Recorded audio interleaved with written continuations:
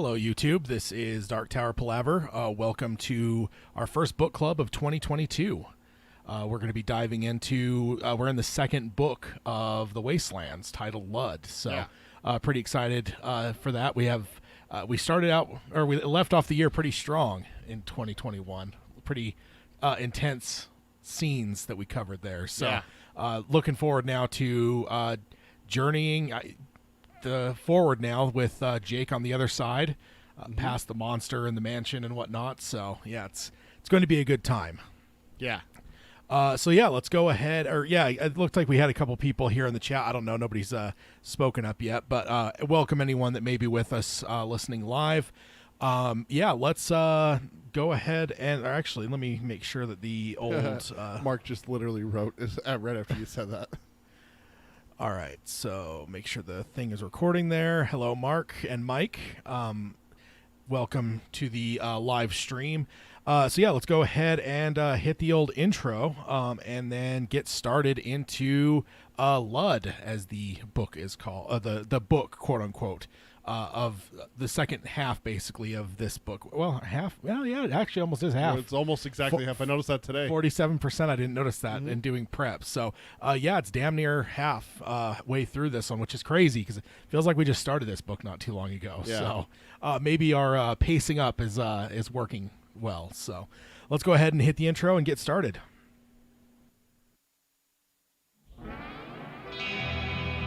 The Dark Tower by Stephen King.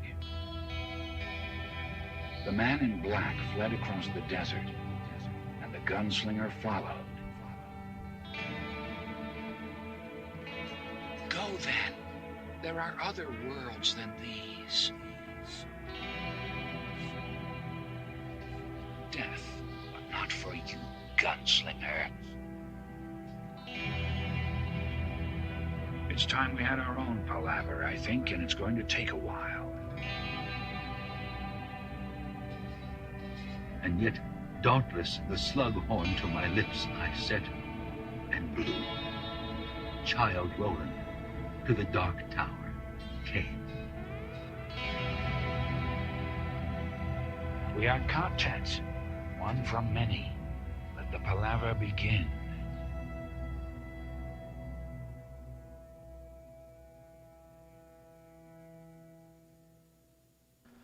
Hello and welcome to Dark Tower Palaver. This is our podcast covering Stephen King's magnum opus, the Dark Tower series. My name is Tad. And I'm Peter. And we're here for book club number 13 for The Wastelands. As we said, this is for the podcast, obviously. So we haven't on the video. We already talked about it a bit, but we are now about halfway through book 3, which is The Wastelands. We're now starting book 2 of the book titled Lud. This is our first book club of 2022, so we're really excited to dive in. Pretty exciting stuff that we covered last time. Pretty intense stuff. Getting Jake through with the evil mansion that pretty much became an actual monster that tried to eat him. So very beastie, as it were. We're here for this episode. Let's go ahead and start off. There is no spoiler warning. We will have a spoiler section at the very end. We'll warn you about that. On the podcast, we'll be very clear. If you're in the YouTube, we actually just recently, Peter had a good idea to change the slide so that with somebody that's watching on YouTube will know, because the slide will change and it should be very, very clear when the spoiler section happens. That's very tail end of the episode, though. You're probably good to listen to probably 95% of this episode if you're not finished with the series, and we'll make sure you have ample warning before we dive into anything that's too spoilery. But these are generally very spoiler-free episodes, except for that very small section at the end. If you want to find the episode, you can find us as a podcast. You can do that in any number of places, such as Apple Podcasting, Spotify, Stitcher, any podcasting service. We're all over the place. Next up, if you want to subscribe, rate, and review us on any of those services, we would appreciate that. You can find the show notes at darktowerpalaver.com. If you're a new listener, you can find some questions that we have for new listeners. If you want to send an email to introduce yourself, you can do that over at darktowerpalaver.com. You can find those questions, as well as all the links to all of our stuff. Now, normally we have show notes, but there is really no show notes for book club episodes. So for this episode, there isn't really going to be anything show note wise, but there still is plenty of things to find over there at darktowerpalaver.com, including an open challenge section, which I believe I'm pretty sure I updated. Now I'm starting to doubt myself, but I think I updated it. But we'll touch on that in just a second as soon as we're done with the rest of the announcements here before we dive in. Last up from my section, if you want to support the show, you can do that at patreon.com/darktowerpalaver. Be part of if you join us on Patreon at any level, you get access to our Discord server, which is our area where we like to talk throughout the week, in between episodes during the weeks, including tormenting Peter, which is always everyone's favorite part. So join us over there. You can do that over at Patreon. Then if you want to contact us, Peter can let you know the ways to do that. Best way to reach us is to email us. It's darktowerpalaver@gmail.com. And then stream our shows live when we record. It's youtube.com/darktowerpalaver. Make sure to like the video, subscribe, ring the bell so you get notifications for that. And then our social media is facebook.com/darktowerpalaver. Our Twitter is @darktowerpod. That's @darktowerpod. And then our Instagram is darktowerpalaver, all one word, no spaces. And then you can get our merch at tpublic.com/users/darktowerpalaver. We got the logo with two different versions of it. You got the original that Tad's wearing, and then you got the one that's the truth, the whole truth and nothing but the truth, so help us Gan, which is the hashtag Tad is terrible one. Which is slanderous. Slanderous, of course. Not true at all. And check it out. There's lots of different things that you can put either one of the versions of the logo on. Pillows. Tad's got a pillow around here somewhere. You can do stickers, notebooks, all different phone cases, and you can do all different kinds of stuff. Yes, indeed. Then looking at the calendar, so we have this episode, then we have a roundtable at the end of this month on the 26th, a fortnight from now. But what I wanted to throw out there is we are doing our March Madness. We did one, I think it was in 2019, where we did the most hated Dark Tower characters, and we are now doing the most beloved this year. So we will need all of our submissions for our initial votes, basically who we're going to get as our top 16 to make our bracket, but we're going to need those turned in before the 26th of this month. So maybe call it like the 25th is your last day to submit those to us on any of our podcast or any of our social media or emails. We've already had a number of responses, but basically we're going to get the top the 16 that have the most votes from everyone. We'll get on the ballot, and then we'll actually have voting throughout the month of March. That is coming up, as well as beginning into March. On the 12th of March, we'll have our conversation about king characters that deserved better, which is an open challenge that we threw out. So that's kind of what's coming up shortly. Did want to mention the most beloved king characters, because next time we come to you on the podcast side, we will be ready to unveil the top 16 and show everyone our bracket, or the bracket, and how it will go, because of course I'm going to make sure that it's I don't know, like we did the same thing last time. You know, you got to chart a bracket in a way so that, you know, maybe the like really heavy hitters don't all end up going against each other in the first round. That would be terrible. Yeah. So you got to kind of keep them up in the corners and stuff. So yeah, once we get all the 16 figured out, we'll get that bracket and we'll show it off on that episode in a fortnight from now. Yeah. So that's going to be a lot of fun. I can't wait for that. That was a lot of fun in 2019, and I can't wait to see who it ends up being. Do you have any predictions? Jake? It's a good prediction. I got a feeling that Jake is. No one dislikes Jake. I mean, it's Jake, for God's sakes. It's true. So yeah, just wanted to make sure we threw that out there for everyone so that you can be part of that conversation. If you want to submit your you don't have to. You could submit 1. You could submit 16. You could submit 26. I mean, ultimately, like in terms of like for the nominations, it's there's really no like I guess cap or anything like that. But usually, I think if you like were to give us a list of 100, most of those won't really mean anything, because you'd probably be getting into some obscure characters that you're probably the only one voting for.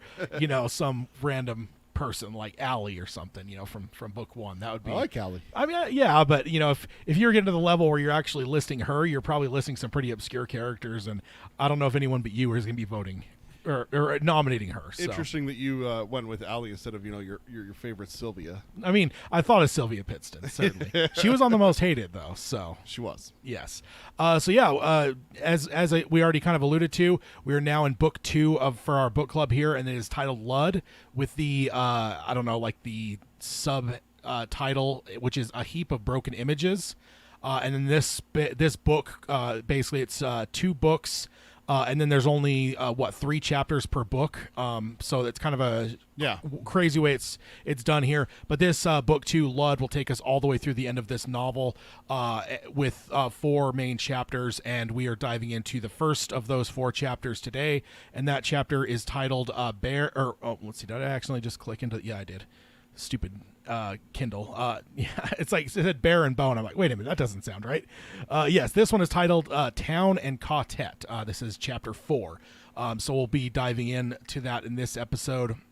So let's go ahead and dive in. As we kind of already alluded to a little bit last time, we basically got Jake through. We've obviously been going parallel journeys with Jake and the rest of our group on Roland's side. They've been having parallel journeys. Roland and Jake were kind of losing their mind. That it finally culminated in basically kind of a rescue / whatever attempt to pull Jake through to Roland's side. It was very dangerous for all people involved. There was a demon. There was a living house. There was a spider.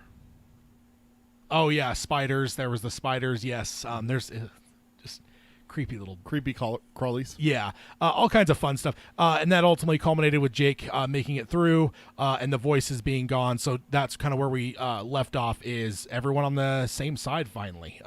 So that's exciting to finally have, Jake with them, because it's felt like he definitely needed to be there, but ultimately to finally get him there, it's like I even remember the first time reading it just being like, okay, cool, now like he's there, like there's no more outstanding things, because it's like at first you don't really think that Jake's like an outstanding thing until this book shows you Jake's still alive and he's losing his mind. At that point you're like, okay, this needs to get resolved. But now it's like it feels like, okay, cool, maybe we're like 100% ready to go on the journey in a lot of ways now that Jake's kind of rescued. Yeah. So let's go ahead and dive in here. We're diving into chapter 4, Town and Quartet, with the first subchapter here. And then right off the bat, in the very first thing, I didn't even really highlight it all the way, but I did want to point out because it says 4 days after Eddie had yanked him through the doorway. So this kind of gives us an idea of where we're at time-wise. We have talked about that quite a bit throughout this, is in terms of, we've talked about it on the roundtable too, where it's like we don't really know. It's never really super clear how much time takes place over the course of this journey. Yeah. It's like, but then again, was Lord of the Rings clear in terms of how much time it took from those opening moments to, the end of it all? I think the best stories maybe aren't super linear, like in a way to where you're like, oh, this was exactly 6 months, but good ones can be, because I know like The Stand pretty much gives you dates, so you know exactly how long The Stand takes place over. But I feel like with Lord of the Rings is kind of being the thing that inspired The Dark Tower.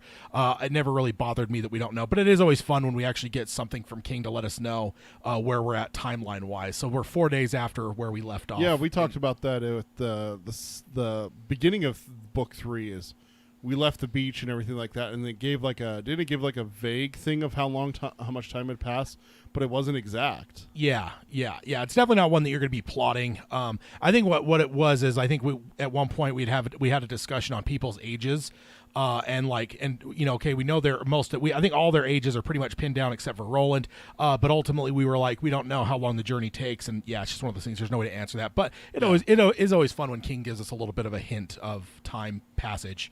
But then the next section here is where I have my first note. It says if he had come around us, because Jake basically wakes up to something warm and wet nuzzling his face, which I don't know. What's your first thought when you hear that phrasing? Waking up to something cold, warm and wet nuzzling your face. Like, do you think dog? Do you think dog? Okay. Growing up with dogs and stuff like that, I've had dogs almost my entire life. I mean, not now, but even now I have a cat. So yeah, I think of some animal.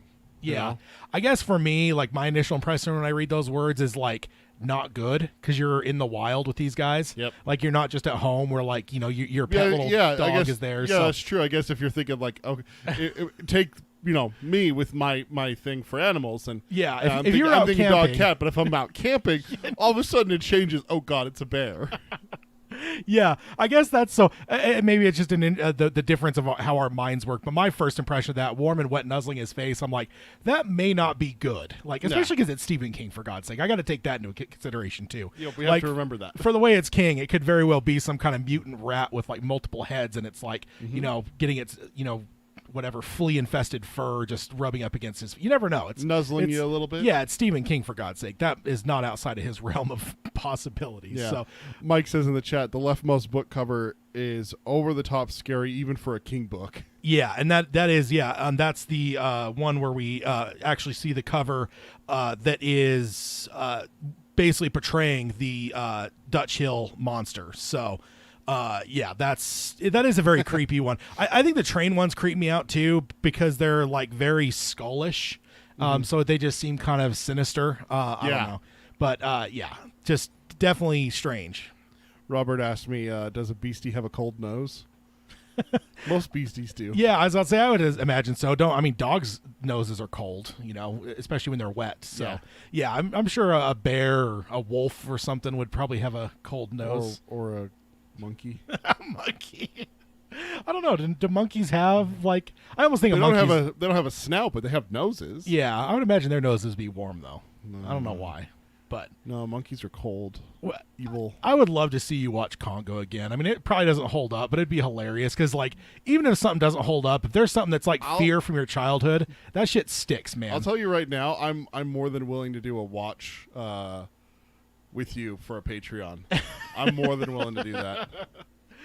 Because it could very well dispel some of your fears once you watch it now. Because, again, some of the stuff that you see is good. But then again, some of that stuff sticks around, though. I can't necessarily say Gmork from The Neverending Story looks all that great today, but it still does give me the willies a little bit. So yeah, that's the one thing I've ever heard you ever say.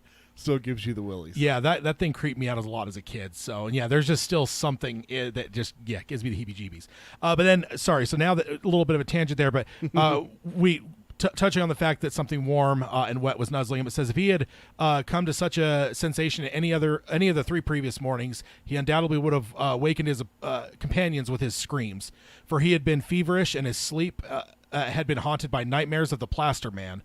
In these dreams, which is a creepy name for the Plaster Man. The Plaster Man. The only thing that King didn't do there is he didn't capitalize it. If he had capitalized it, all of a sudden it's like, yeah, because I feel like that's like something you'd be watching like a horror movie, and like the main thing would be called the Plaster Man. Like something from a Conjuring movie would be called like that just seems because it isn't right. Like plaster and man should not mix, so making a plaster man is pretty terrifying. And then it says, in these dreams his pants did not slide free. The doorkeeper kept its grip and tucked him into its unspeakable mouth, where its teeth came down like the bars guarding a castle keep. Jake woke from these dreams shuddering and moaning helplessly. So I think what I like about this is we got to remember is that Jake, because really Eddie didn't really ever have time to be like go through too much post-traumatic stress for his drawing, which is pretty traumatic as well, including the decapitation of his brother and stuff, because the coming down off the heroin, detoxing from that, I think really almost in a way was kind of a blessing because it helped. Because he does have like the talks with Roland where he kind of like almost like therapeutically kind of goes through his relationship with his brother. Yeah. But I don't think he has like I never perceived that Eddie would have had like nightmares about like the shootout at what was it, the Leaning Tower? Yeah. And I think part of that is because of the detoxing from heroin probably helped a lot. So, and then the other thing too is Jake's a kid, so I just think it makes total sense that he's going to have like some post-traumatic stress and potentially some nightmares. I mean, I think most of us would if you had faced the same thing as him there. But then again, also assuming that he is a kid, that makes it that much harder. And so I find it interesting because again, and then like Susanna, obviously once you got Detta and Odetta together, I just don't think she had as much. I feel like that was like that coming together was kind of like the detoxing from heroin for Eddie is like, it was such a monumental thing that I think kind of after that, I don't know, it's weird, but it's like after that traumatic experience, you're in the world type thing. Yeah. And it's easy just to move into the world and try to adapt to what the world is. But Jake, he doesn't have any of those things. Like he doesn't have a drug he's coming down off of. He doesn't have multiple personalities that's merged. He's just a kid that was a normal kid that went through a pretty horrific experience. So very horrific. Yeah, the fact that he had has nightmares, I find that really cool. And I just think it's like King at his best when he's writing children is always so great. And I love seeing yeah, Jake, I don't know. And also just explaining kind of what he's dreaming too. Sure. It's not just like from Roland's perspective or, because we know Roland's we've already seen a little bit that with book 2 that he's always aware. Even when he's asleep, he kind of instantly like hear like, Detta.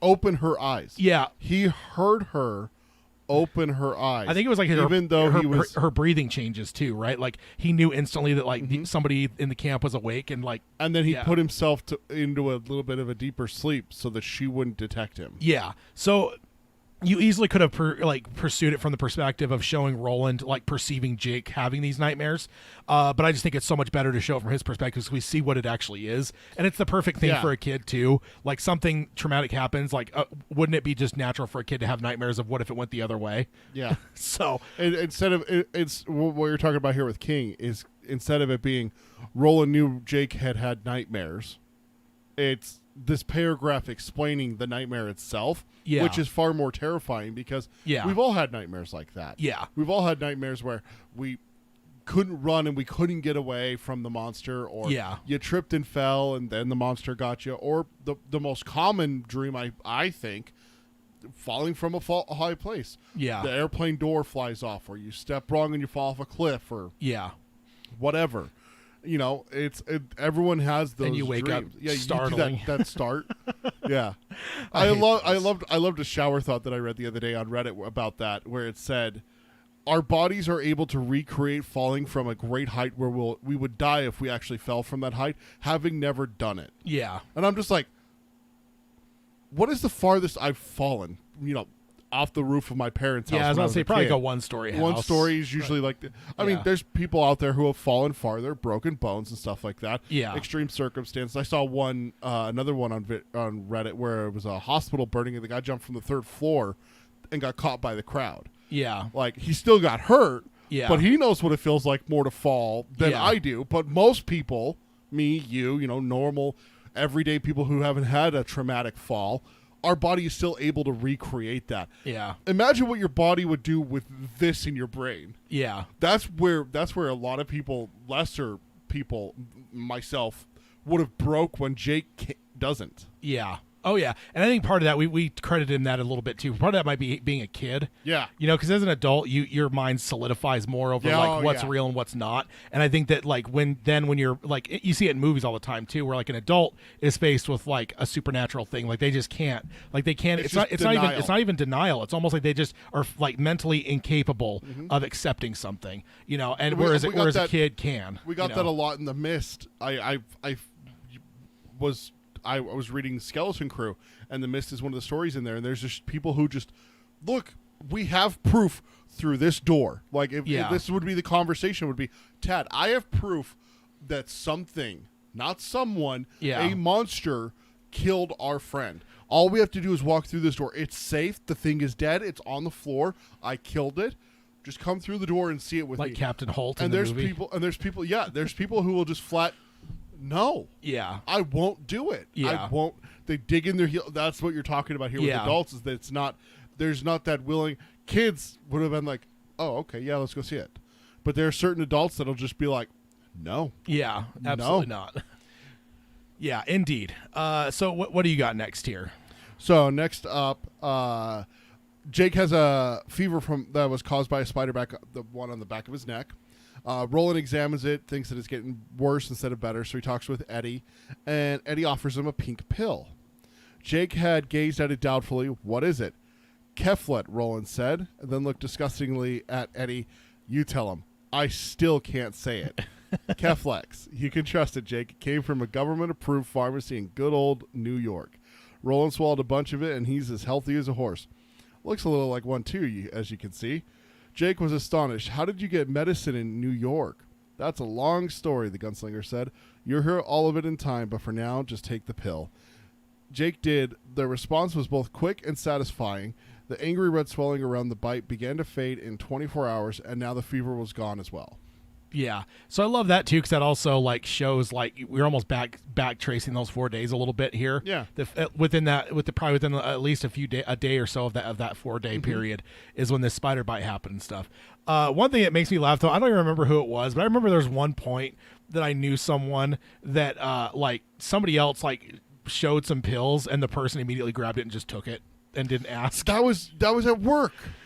That was at work. Yeah, I don't remember. Because someone was like, oh, I got a headache or something like that. And someone's like, here you go. And they're like, okay. And they just took it. Me and you were both just like, what the hell? You don't know what that was.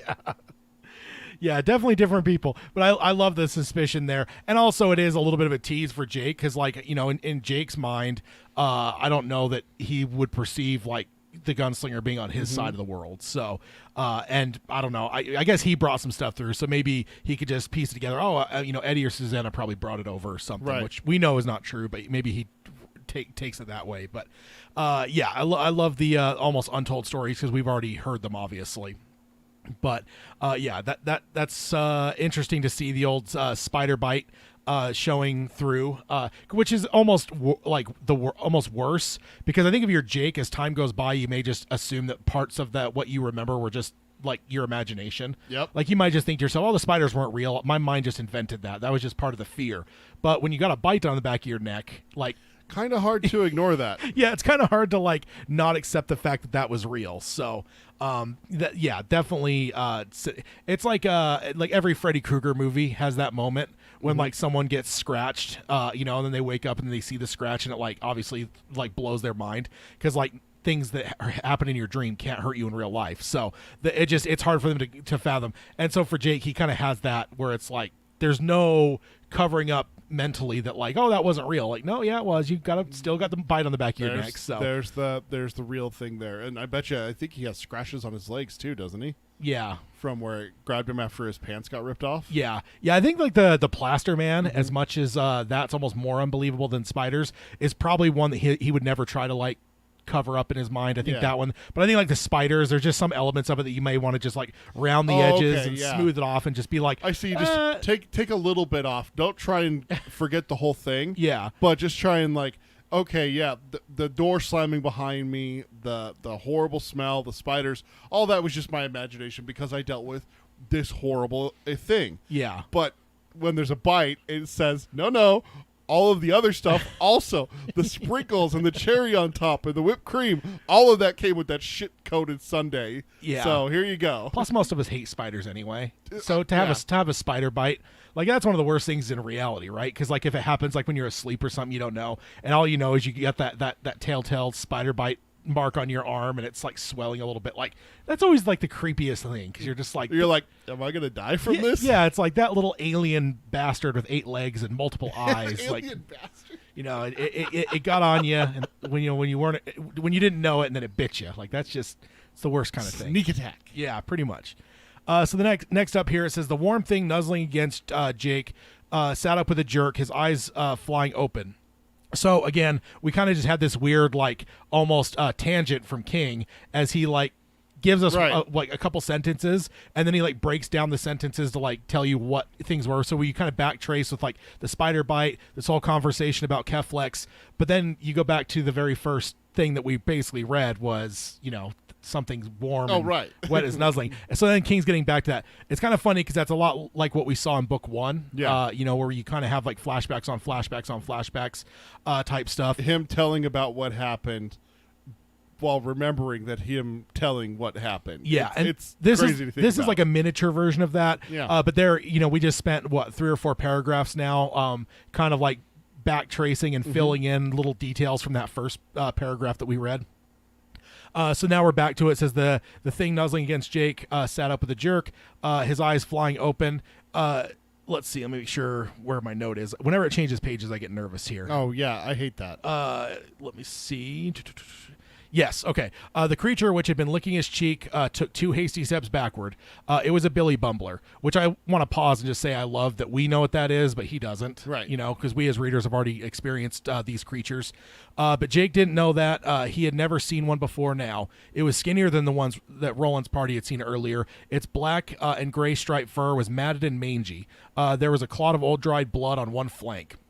Its gold-ringed black eyes looked at Jake anxiously.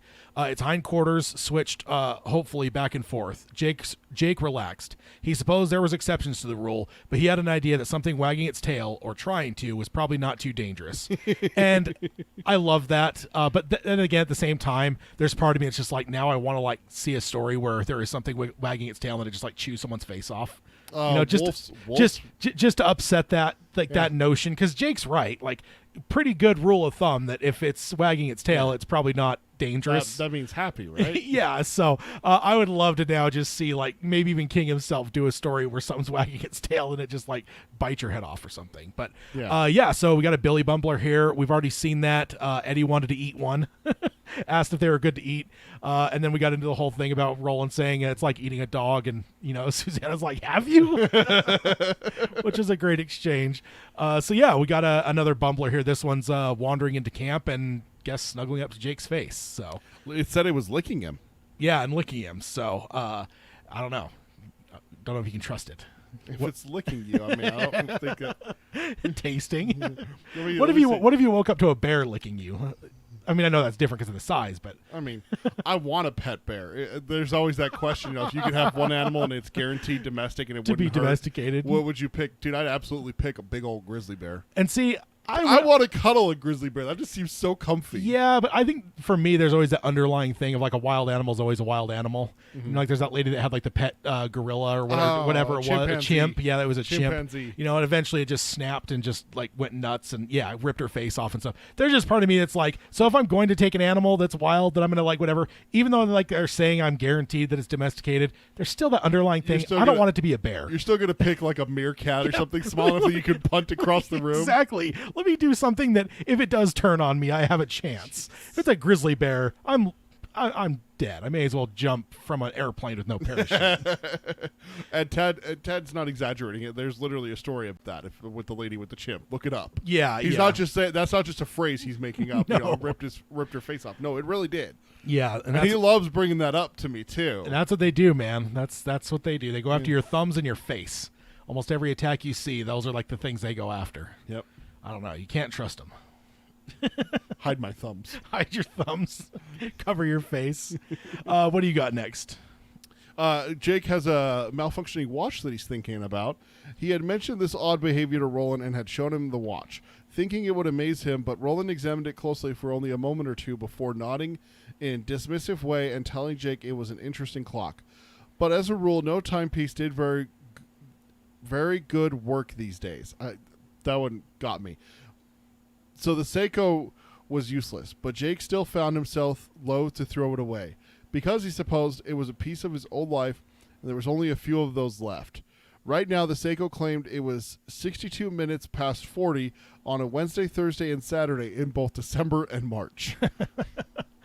Yeah. That's some funky time travel. What's interesting about this, too, is I think this is the first time we've really seen anything that's a timepiece in this world. Mm-hmm.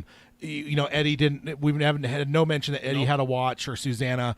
Roland, we haven't seen carries one or has anything. So this is kind of an interesting, kind of one of those weird things where it's like, we talked about paper a number of times so far in this story, and just the differences of the world. And I guess it's one of those things I never realized it until this moment when I read it the first time, that we've never really talked about anything. Like, I don't even know if we've seen a sundial or anything, so it's just like, of course, like Roland probably tells time from the sun itself. He has told time from the sun itself before. Yeah, but like overall, like, we're not, like, Roland doesn't have some kind of like ancient pocket watch, or Eddie didn't come through with a watch, or so just kind of one of those weird things that you never really think about until suddenly King points it out where Jake has one, that you realize like, oh shit, we've never had anything like that in this world. So to see that it's like kind of going nuts is kind of crazy, but at the same time it feels exactly right to me. Like when I read this section, I was just like, yes, that feels perfect, because like Roland's world is so different, and we already seen that time is different in this world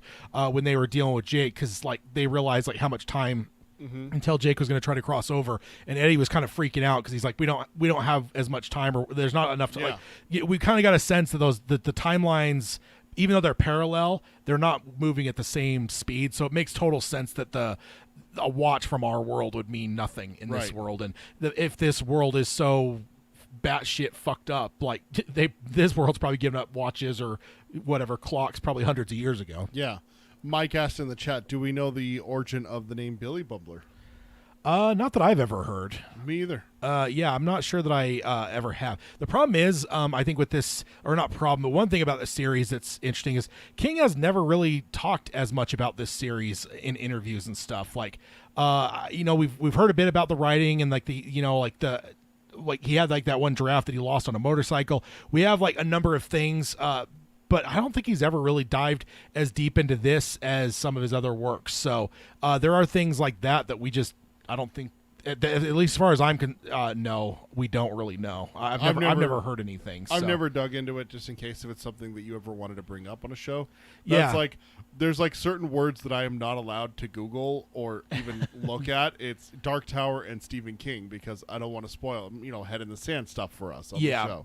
Yeah, we'll have to look into that for a future episode to kind of see if we can find anything. But I've certainly never come across anything in my travels. Mike, let us know. Well, that'll be cool. Yeah, that is interesting because I've never heard anything. It's definitely I don't know. There's a lot of stuff that, man, if King just did like a couple hour interview with someone about the Dark Tower series, there'd be a number of questions. And I think some of the ones in my mind that I would love to hear asked would be, how did he come up with some phrasing or some different things? Because there are a lot of interesting different verbiages, different sayings, different things that King puts in this series that are super fascinating. But yeah, I don't know if I know the origins on that. Next up, a little bit further down here, it's talking about how the morning is foggy. You can't really see beyond 50 or 60 feet because of the fog. And it says Jake looked around and saw his traveling companions. And then it says he didn't quite dare call them friends, at least not yet, asleep beneath their blankets or their hide blankets. So that's interesting. Kind of an interesting look into Jake's mind that in my mind, I guess the question that comes to my mind is, does he understand kind of what everyone went through to get him through, or is he still maybe in the dark on what happened from their side? Like, he knows his side of the story. Yeah. But does he, do you, in your mind, in those 4 days that they've had here, do you think it's just been kind of like not talking about it? Because again, Roland, we just got a sense that Roland, he hasn't heard everyone's story yet because he doesn't know about where they got the Keflex. So, and Roland says that's a long story. So I don't think they've really had their sit down and talk about everyone's past. Their palaver, because I really feel that Jake's kind of a prick here if he wouldn't call them friends, considering everything they all went through. So I'm going to give him the benefit of the doubt and say that he probably doesn't know. Well, what did Susanna go through? What did Eddie go through? Roland, he knows his side of it was fucking horrific. But I think if he understood how much the others went through, I think maybe he'd call them friends in my mind. Mm-hmm. So I'm guessing 4 days, that's not a long time. Well, also, he was sick during that time. Yeah, he's sick. So I don't imagine that they're going to be like, all right, I know you feel like shit. I know you got a fever and you're shaky and having really bad nightmares, so you're not sleeping well. But we're going to sit down and we're going to tell you everything that we did for you, kids. So we want you to feel, grateful for that. But the whole, not even just that, but all their stories, right? Like, how did Eddie come to this world? How did Susanna, we know that because that's what King just said, is that he hadn't heard it. Yeah. That's a story for another time. But but specifically what happened in, the speaking ring, no, I don't imagine that Susanna would let Roland sit him down and all right, listen here, kid, this is what happened and everything. So and it wouldn't be that. For me, it'd be more of laying out the entire story, which would then end with here's where he pulled you through, this is kind of what we've gone through. And that's why I'm saying, I guess in my mind, he wouldn't know any of that yet. That's the only reason he wouldn't call them friends, because I think if he did know what they all went through, he would immediately consider them friends, I think, in my mind, because then there would be that shared trauma and camaraderie. You see that with soldiers and stuff, right? You can get guys through boot camp together. They may grow some kind of relationships, but they hit the beaches of Normandy together, and there's now a bond there that's beyond anything that. Well, it's like what we one of the shows that we love is Band of Brothers. There's the replacement episode. Jake's a replacement. Yeah. He hasn't been there for Shardik and the Doors and the beach and the lobstrosities and Roland's madness even. Yeah. He wasn't there for all of that.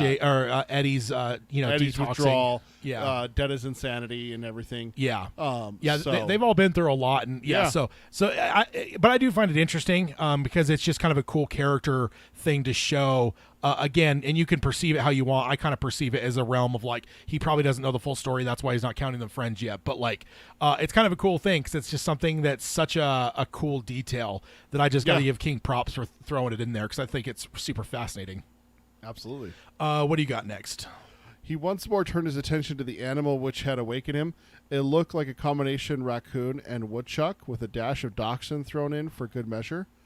"How you doing, boy?" he asked softly. Go ahead and hit the button.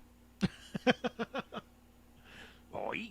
The Billy Bumbler replied at once, still looking at him anxiously, its voice low and deep, almost a bark, the voice of an English footballer with a bad cold in his throat. That was definitely not rehearsed in any way, obvious. It just popped into my head when I took my notes. I'm like, I'm gonna have him push the button right here. Oh, that's great. Tad's got an oi button. Yeah, I do.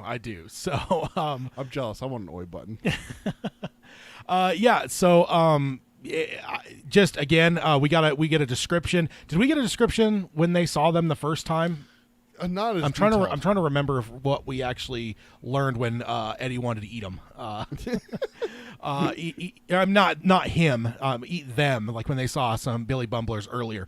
I just don't remember exactly what the description was. But raccoon, woodchuck, and dachshund. That's quite a combo there. Yeah. And I think that's the one funny thing too is I've seen a number of animations of Billy Bumblers and there's never two that are alike, and sometimes there's not even that much alike about them at all. Like you can't even find like common things because I think everyone kind of perceives them differently. So I do find them interesting. And then they're very parody or not parrot-ish in terms of how you doing, boy, and then he says oi.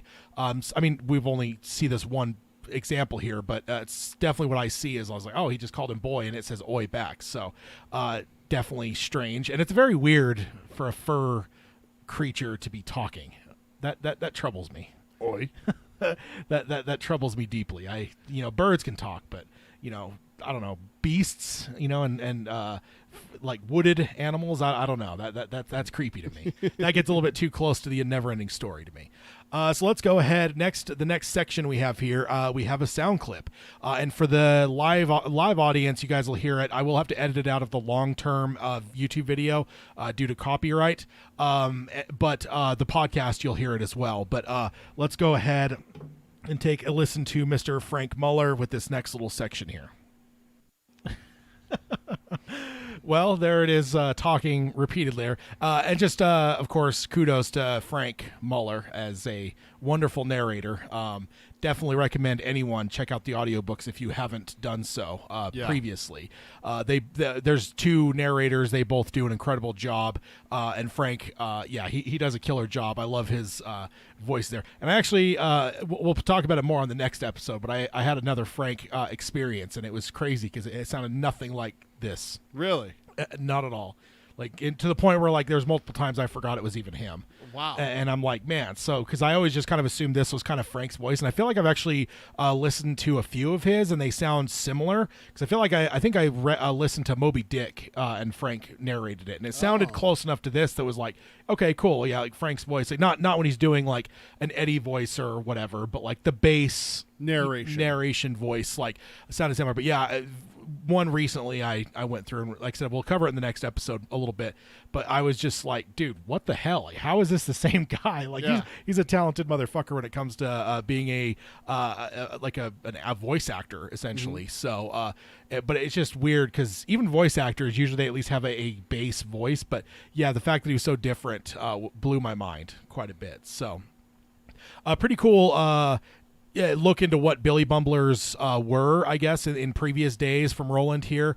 I also love one of my favorite lines, and it gives me a smile every time, is when Jake asks if he could feed it. It's like, you'll never get rid of it if you do. I just feel like, doesn't that just like exactly what your dad would say? Like every dad, like if like there's a stray dog in the neighborhood, it's like the second you feed it, dude, it's never going to leave your house. Like, so it just feels like Roland is like every dad in that, thing where it's just like, no, you're not feeding that fucking dog. And it'll never leave, and we'll end up with a dog that we it's always the same too with like if you go out camping, don't feed the animals, then they'll come back. You know? Keep your food locked up and everything. We don't want raccoons getting into it, or heaven forbid a bear.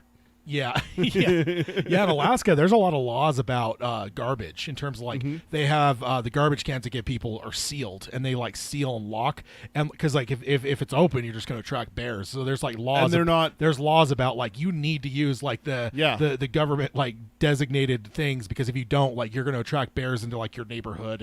And it's not just put the lid on your garbage can. It's like you said, they have locks and because stuff. the bears are freaking smart enough to open it now. Yeah. Like, have you ever they've seen that learned. video of the one that gets into the car?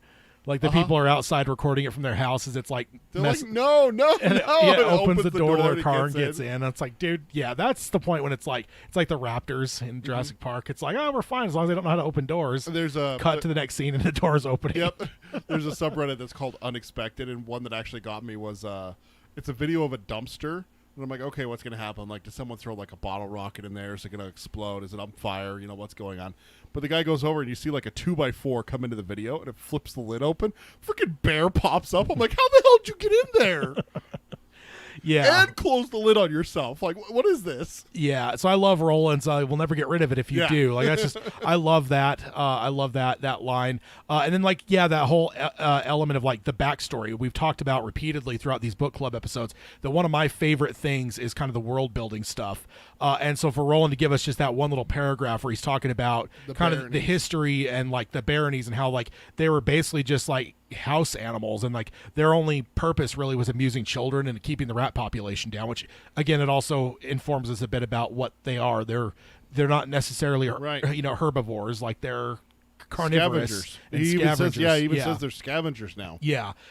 So yeah, I just love that. There's a lot of good stuff in there, apart from Frank's performance, which is obviously great. But there's a lot of cool stuff mixed into that as well. And it was just one of those things that I don't know. We don't do as many sound bites as we used to back in the old days. The YouTube stuff just makes us probably do it a little bit less. But sometimes you just hit a section where it's just too good not to let Frank. And hearing Frank go ass. Yeah, indeed. So then a little bit further down here, they're still talking about it, looking at him. He gave him one of the gunslinger burritos, and it's eating it. Then we get a quote here. It says, "That's a skinny one," Eddie said sleepily from behind them. At the sound of his voice, the bumbler immediately turned and was gone in the mist, into the mist. "You scared it away," Jake accused. "Geez, I'm sorry," Eddie said, and he ran his hand through his sleep corkscrewed hair. If I'd known it was one of your close personal friends, Jake, I would have dragged out the goddamn coffee cake. Roland clapped Jake briefly on the shoulder. "It'll be back. Are you sure? If something doesn't kill it, yes. We fed it, didn't we?" There it is again. Yeah, exactly. It's like, I feel like not only is it cool to have Roland like saying that, but for King, it's just like such a world building thing. 'Cause it's just like, it's telling you about this species. Like once you feed it, man, you're stuck. Like, it will not leave you alone. So again, of course, the only other thing that it gives us there, unless something kills it. So because it is in rough shape, right? You know, it talked about blood on the flank and blood. It's got skinny. It's skinny. Its fur is kind of like mangy and stuff. So it's definitely not. I don't know. It feels like with the descriptives we got, this one is far less maybe well off than the one that we saw previous. So yeah, I mean, something eating it is very well not out of the realm of possibility there. So let's see. And then looks like I missed it on the notes. Or do you have a note here at the tail end of subchapter 1? I've got a couple of things that aren't listed. Oh, yeah. So I guess I just forgot to put the note down, but I do have it highlighted. So next up, it says, "Before Jake could reply, the sound of the drums began again," which I love the way that's written, because it gives us it implies there that this isn't new. So again, we only have a 4-day period that we've missed out on here, but we're kind of almost backfilling some of those days. This was the third morning that they had heard them, and twice the sound had come to them as afternoon slipped down towards evening, a faint, toneless thudding from the direction of the city. The sound was clearer this morning, if no more comprehensible. Jake hated it. It was as if somewhere out in the thick and featureless blanket of morning mist, the heart of a big animal was beating. Which, that's definitely unsettling. But he hasn't even seen Shardik. It's even worse for us when we're like, we've seen Shardik. Oh, no. And like, seeing Shardik, I think almost has us in a mindset of like, is this world got other giant creatures? When you like, at least Jake maybe doesn't have the story yet, so he may not know. But like Eddie, if he were to perceive it also potentially as a large beating heart, that might be a little more scary for him because he's already seen a giant bear and a little too close for comfort too. Yeah, exactly. So yeah, exactly. He was on the business end of that thing. Not you. So yeah. And then a little bit further down, let's see. It said, or it's a quote. It says, "No, but I'm sure we'll find out," because they're basically ask Roland if he knows what it is. And he says, "No, but I'm sure we'll find out." How reassuring, Eddie said sourly, which I love. That's just like the just absolute That's Eddie. Yeah, how reassuring. Like, it just, that cracks me up every time I read it. It makes me like giggle. Because yeah, Eddie's just, he can do that to you. Yeah, definitely. So that is the end of subchapter 1. So let's jump on over to subchapter 2. What do you got here? By mid-morning, the day was fair, hot, and cloudless. The city skyline stood out clearly on the southeastern horizon. To Jake, it didn't look like much different from the skyline of New York, although he thought the buildings might not be as high. If the place had fallen apart, as most things in Roland's world apparently had, you certainly couldn't tell it from here. Like Eddie, Jake had begun to entertain the unspoken hope that they might find help there, or at least a good hot meal. Yeah, so kind of gives us the idea that Eddie and Jake are similar in at least one way, that kind of has that Tolkien-esque hope that, they're going to find Elrond and the elves in the woods that are going to help them out and stuff, which is a very interesting mindset. Because I guess, put yourself in their position. Say, pretend you hadn't even heard this from Eddie or Jake. What would your perception be seeing the city if you're in this place? How do you think you would see it? Because I feel like this is almost like a pessimist or optimist thing. Like, would you be maybe at least even in your secret heart, would you be kind of hopeful that maybe? Oh yeah. Because me, I wouldn't, dude. I would be scared. I would be kind of like. Well, I always hope for the best. I always think of the best, but I have that tendency to be like worst case scenario. Like, I'm the kind of person who's like at the gas station getting gas and someone pulls up and gets out of their car. I'm like, this is the psychopath that shoots me. This is. I always do that like worst case scenario. Driving on the freeway where you're the guardrail and there's a cliff next to you. Yeah, I'm the kind of guy who's like, well, this is where a semi truck comes around the corner and blasts me off, and I go falling off this 100-foot cliff. I just have those like. So I guess you've seen Final Destination, I suppose. A little too much. Yeah. I always have those instant moments where it's just like, here's the worst case scenario, and then the optimist in me pulls it back. He's like, dude, calm down. That's not what's going to happen. Yeah. Here's what's probably going to happen. Here's what we're going to hope for. Yeah. So that's usually what my train of thought would be. Is I'd see the city and I'd be like, this is where we're going to die. We're going to get killed here. There's going to be someone there that's going to kill us. And then I would be like, calm down. It's probably going to be all right. Yeah, I think that at least so far from what we've seen, even outside of what Jake and Eddie are seeing, I think I would just expect the worst, just because so far have we seen anything in this world that's good that proves otherwise. Yeah, exactly. So like in my mind, I guess all I would be thinking is like Mad Max, and like finding a city like this in Mad Max would not be good news. Like, that wouldn't be good. So I guess that's just, maybe I'm more of a pessimist, and maybe some of what King has written has caused that a little bit. But I guess whereas Eddie and Jake kind of have this shared hope, I guess I would be the opposite. And so that's interesting that you would, even though you may have an initial thought of negativity, you would probably side with them a little bit more in terms of hopeful that you might get a good meal and whatever. Yeah, I'd still be hopeful that there would be something there. If I'm out in the wilderness after living my comfort life for 23 years, I'd want to get back to civilization as quick as possible. Yeah. If I was Eddie, or Jake, I'm 11 years old. Camping's fun. Yeah. For a weekend. Yeah. Yeah. Exactly. Especially because this isn't like normal wilderness. You got lobsters that are world. eating things, and you got giant trying bears. To eat you? Yeah, eating people. Not eating things, eating you. Eating gunslinger fingers. You got giant bears that are Hashtag Ted is terrible. You got little tiny killer buzzsaw robot things that are trying to kill. This isn't a world that I would. Well, not only that, but you also got the people as well. I mean, think about it. Jake encountered muties. Slow mutants. That is not a pleasant memory for him. Yeah. Speaking rings and demons and Susanna knows about demons too. This isn't I guess in my mind I think I'd just be nervous as fuck, because I'd be like, this so far my experiences have not been great, so I'm going to assume that this city is going to be terrible. So Yeah. that's just me.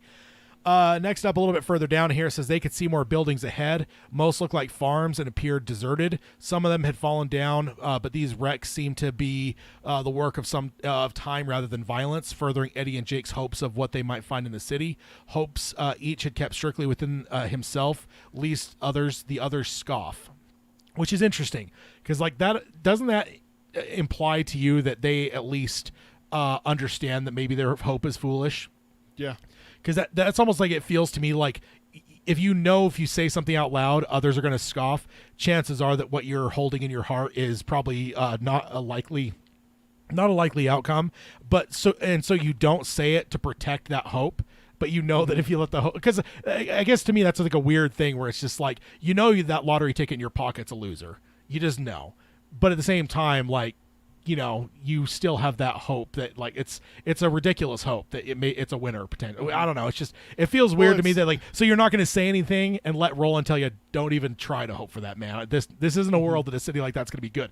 So just to like defend yourself from like that reality from Roland, you just keep it like to yourself and like it's just an interesting. Well, we've seen what happens to mankind when their hope is taken away. I mean, look at some of the extreme examples in history. I mean, you are both a history fan.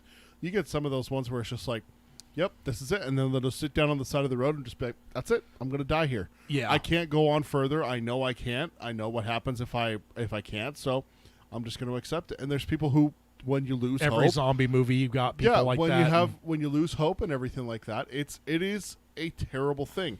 If this is the one thing you have, yeah, I mean, think about it here.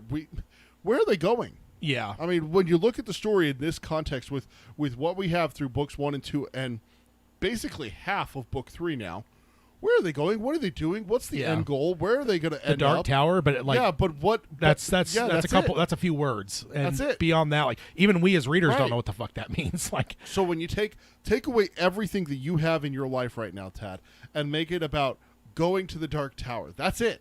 That's all you have. And then you have a city on the horizon who looks like Salt Lake, where me and you have both grown up and spent our entire 36 years of life. You gotta have hope, man.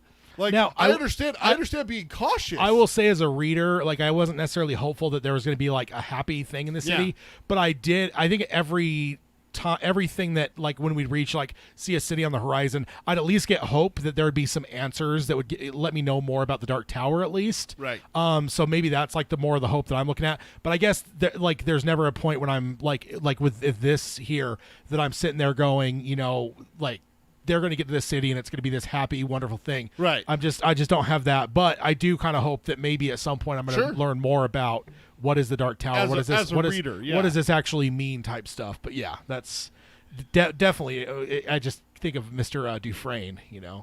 Hope is a good thing, Red. It's the best of things. And don't let them take that away. Like, yeah, you got to have hope. Yeah, that's the thing. Especially if you put yourself into Jake's shoes or Eddie's or Susanna's shoes, where you're in a strange world where we've already just gone over a laundry list of shit that you've ran into. Yeah, you got to have hope that there's some good out there. Yeah, and if you don't have that, you're not going to get up from your bed in the morning. Yeah, you're not going to go on walking with Roland. Yeah, you're not going to continue on to see the Dark Tower. But isn't there a party that looks at Roland and just goes, a guy like this, you just read the world from him, where it's like you see the kind of like cold-hearted, whatever kind of bastard he is, that you're just like, okay, this isn't like a Mr. Rogers type world. Like, let's keep low expectations here. Like a world that builds a guy like this is probably going to be a rough world, and that's fine to do. It's just you can't give up hope entirely. Yeah, that's the thing. Is that's kind of what the whole point I'm making here is that there is being cautious, there is being careful, there is being realistic, but at the same time, there is a chance there could be good in the city. I guess it's just hard for me, and I don't know if that's necessarily my nature or if it's what King has built up to me reading at this point. Because I remember that where I'm like, even Eddie, he has all these different hopes before the stuff with Jake. Now we got the stuff with Jake, and like now you're getting it from him too. I guess even for me, I remember the very first time just being like, and I don't know, this could be what I've read so far. This could be my familiarity with Stephen King, but there's just part of me as a reader, I'm just like, you guys are fools, man. Like this, whether it's what I've read so far from this or whether that I know this author, Yeah. things aren't going to go your way. It's I'm if, sorry. It's like if someone They're took just not. you, if someone took you and put you into a Nightmare on Elm Street Halloween movie, Yeah. and you know you're in that, because that's what you're saying, is that they look at Roland as an example of going, oh shit, this is what the world produces. Yeah. Is this? Yeah. So you know that you're in a Nightmare on Elm Street. You know Yeah. you're in a Halloween movie. It's, it's like Mad and Max, right? You run into Right. Mad Max, and you're like, okay, what kind of world built this guy? Yeah. And you just understand, like, almost this is almost, not gonna go well. Almost before the movie reveals the rest of its world, you look at Mad Max alone, just him in his car, and you're like, this is a rough fucking world. Just looking at those two things. So yeah, that's, I don't know, interesting. And I'm not necessarily saying I would be like completely devoid of hope. I'm just saying that I'd be much more pessimistic about things on the horizon, whatever it might be, just because I don't know. Maybe that's just my nature, but I don't know. It's kind of one of those things. Don't get your hopes up type thing. Is I guess maybe the way I approach it. Not necessarily to be a pessimist, and you know me, I'm not like a woe is me or like a doomsayer or anything. But I am one that tries to be super realistic and like getting your hopes up. It can be a devastating thing. So I usually try to temper my expectations. And It's just a matter of not getting your hopes up, but not getting rid of hopes altogether. Yeah, that's definitely that's the ticket. Yeah, I'm definitely not. I'm definitely not in the red camp where I'm like saying that hope's a dangerous thing and you know, avoid it or whatever. Not that at all. No way. So what do you got next here? So after their conversation about muties and stuff like that, Roland, Jake's talking about what's up there. Roland says, "I don't know, Jake. I'd tell you if I did." They were passing an empty building, almost surely a farmhouse, that had been partially burnt. But that could have, damn page break, been lightning, Jake thought, and wondered which it was he was trying to do, explain to himself or fool himself. That just goes like what you're saying. It's like, there's a fire. Well, it could have been just, you know, a harmless little, you know, lightning. It's just an innocent, you know, oh no, it happens. But with the world that we know, with Roland's world, and Jake's spent probably maybe more time than Eddie and Susanna in it. Yeah. We don't know how long he was at the way station. We don't know how long he was with Roland going up the mountain and everything. Knee jerk for me, I'd say he's been there longer than them. Yeah. Just he knows better. Yeah. And that's what he says here is like, am I trying to explain this to myself or am I trying to fool myself because I know better? Yeah, and I didn't necessarily have a highlight, but the next little thing is interesting too, because Roland perhaps reading his mind, put an arm around Jake's shoulder. No use even trying to guess, Jake. So just, I find that kind of interesting too, because it's like, so maybe his hopes aren't as hidden as Eddie's are, because Roland perceives them. So that's interesting. A little bit further down, it says, what about the people? Did they go to the city, do you think? Some may have, Roland said. Some are still around. What? Susanna jerked around to look at him, startled. Roland nodded. We've been watched the last couple of days. There aren't a lot of folks denning in these old buildings, but there are some. There'll be more as we get closer to civilization, he paused, or what used to be civilization. It's a dark statement. Yeah, I love that, that like just... It just feels it's Roland, right? The fact that like nobody else has any like whatever, but then suddenly Roland just slides that in there that like, yeah, there's people around there watching us. Yeah. Oh, by the way, like it just so you guys are aware, I knew this for a few days now. It's kind of the Muldoon. Yeah. No, we're being hunted. You know, good old Jurassic Park. Yeah. Always good for a reference, but yeah, Roland's definitely got that mode to kind of change the tone on everyone when he's like, yeah, we're being watched. Like, wait, what? What? Being watched. Yeah. And like, I don't know, like you worried about demons or you worry about the lollipop kids giggling in the bushes from, which is creepy. Let's just admit the Wizard of Oz. That's just like the like bushes giggling with little creatures inside. I still need to show that movie to my daughter. I haven't had her watch it yet. Oh yeah. There's a good intro to horror for you. Flying monkeys. Flying monkeys. Yeah. And the witch and the talking trees. I mean, there's a lot of stuff in that that's pretty fucked up. It could get you. The lollipop gang apparently got to you. Yeah, just bushes and stuff. Just it's got a beastie in it, so you know. Yeah, don't trust it. I wouldn't trust the beastie that's in it. That beastie's mean. Which one? Toto. Oh man, I don't know if that could be counted as a beastie for anyone this side of like a mouse. Yeah, sure. What do you got next? Talking about the people that Roland has smelled, apparently, as well as noticed some other signs. Do you think they're dangerous? Susanna asked. They were approaching a large ramshackle building that might once have been a storage shed or an abandoned country market, and she eyed it uneasily, her hand dropping to the butt of the gun she wore on her chest. Will a strange dog bite? The gunslinger countered. What's that mean? Eddie asked. I hate it when you start with all your Zen bullshit, Roland. Zen Buddhist. Zen Buddhist shit, Roland. Sorry, I saw B and shit and just went bullshit. It means I don't know, Roland said. Who is this man Zen Buddhist? Is he wise like me? Eddie looked at Roland for a long, long time before deciding the gunslinger was making one of his rare jokes. Get out of here, he said. He saw one corner of Roland's mouth twitch before he turned away. As Eddie started to push Susanna's chair again, something else caught his eye. Hey, Jake, he called. I think you made a friend. Jake looked around and a big grin overspread his face. 40 yards to the rear, the scrawny Billy Bumbler was limping industriously after them, sniffing at the weeds which grew between the crumbled cobblestones of the great road. Now, let's just go back to book 1. Is there a time in that book that you would ever picture Roland telling a joke in any way?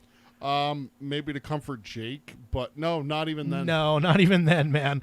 Book two, maybe, but no. Not even book 2. I mean, because for one, he's like stark raving mad. He's all kinds of fucked up. Yeah. So maybe he tells a joke because he's like insane and with fever and stuff. But like, this is just one of those moments that I love these things, but they always take me aback. And I remember the very first time too, I just like, this isn't the first time. I think there was one earlier in this book that Roland made a joke of some kind. But I remember every time it happens, it just like stops me on my tracks where I'm like, wait a minute, what? And I remember even stopping when he says, is he wise like me? I remember even just stopping cold the very first time I read, didn't even read any further. I'm like, wait, was that a joke? Wait, what? And then like I read on after stopping for a second, and then seeing that Eddie like almost did the same thing because it caused him to like stop and stare at him for a minute before he like, because it was the same for me because it's like it almost doesn't compute. Like Roland and humor just don't. I just picture you with a book in hand, reading, and then you get to that line and you just go. Yeah, like just You put the book down, you look around looking for an answer. What's the meme where like the math stuff is like flying around the guy's head as he's like calculating? Yeah, like that's me because it's just like it's so against character, and so but I love it though. Like when I get it, like these moments, they're like just they're little puddles of water in the desert type thing. They're super refreshing, but they're so against type for what we know of Roland up to this point. So they're always very shocking. We don't get we haven't seen a lot. I think we've seen one other one earlier in this story because this isn't the first. 'Cause I feel like King really called attention to the first one way more. So I think there was one earlier on, but definitely very strange things to see.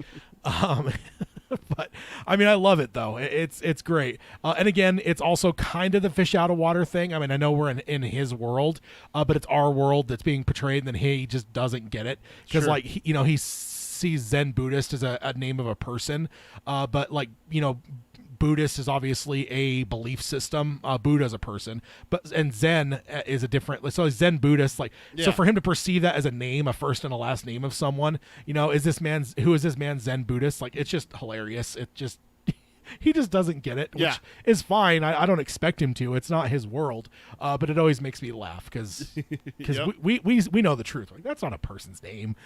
Silly Roland, silly gunslinger. So then moving on to subchapter 3.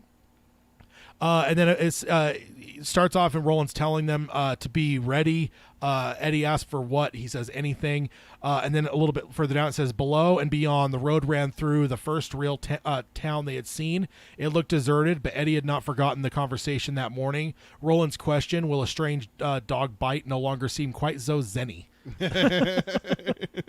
Which that's what I love is like those kind of things where it's like cool, it's humorous at one point, but then there comes a point when like that almost like seeps in a little bit further and you start to realize like it's sinister, where you're like, all right, like that, because it's true, does a strange dog bite? You just never know. Like it's some people, like a strange dog is one of the most terrifying things because you don't know. So not to mention you got Cujo in the public sphere, so he's a good dog.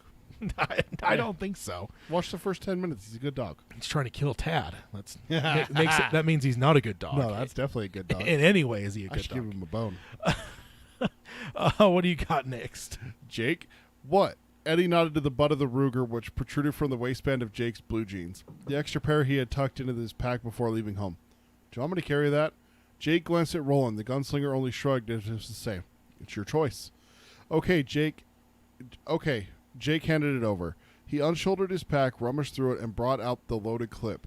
He could remember reaching behind the hanging files in one of his father's desk drawers to get it, but that all seemed to have occurred a long, long time ago. These days, thinking about his life in New York and his career as a student at Piper was like looking into the wrong end of a telescope. Eddie took the clip, examined it, rammed it home, checked the safety, and stuck the Ruger in his own belt.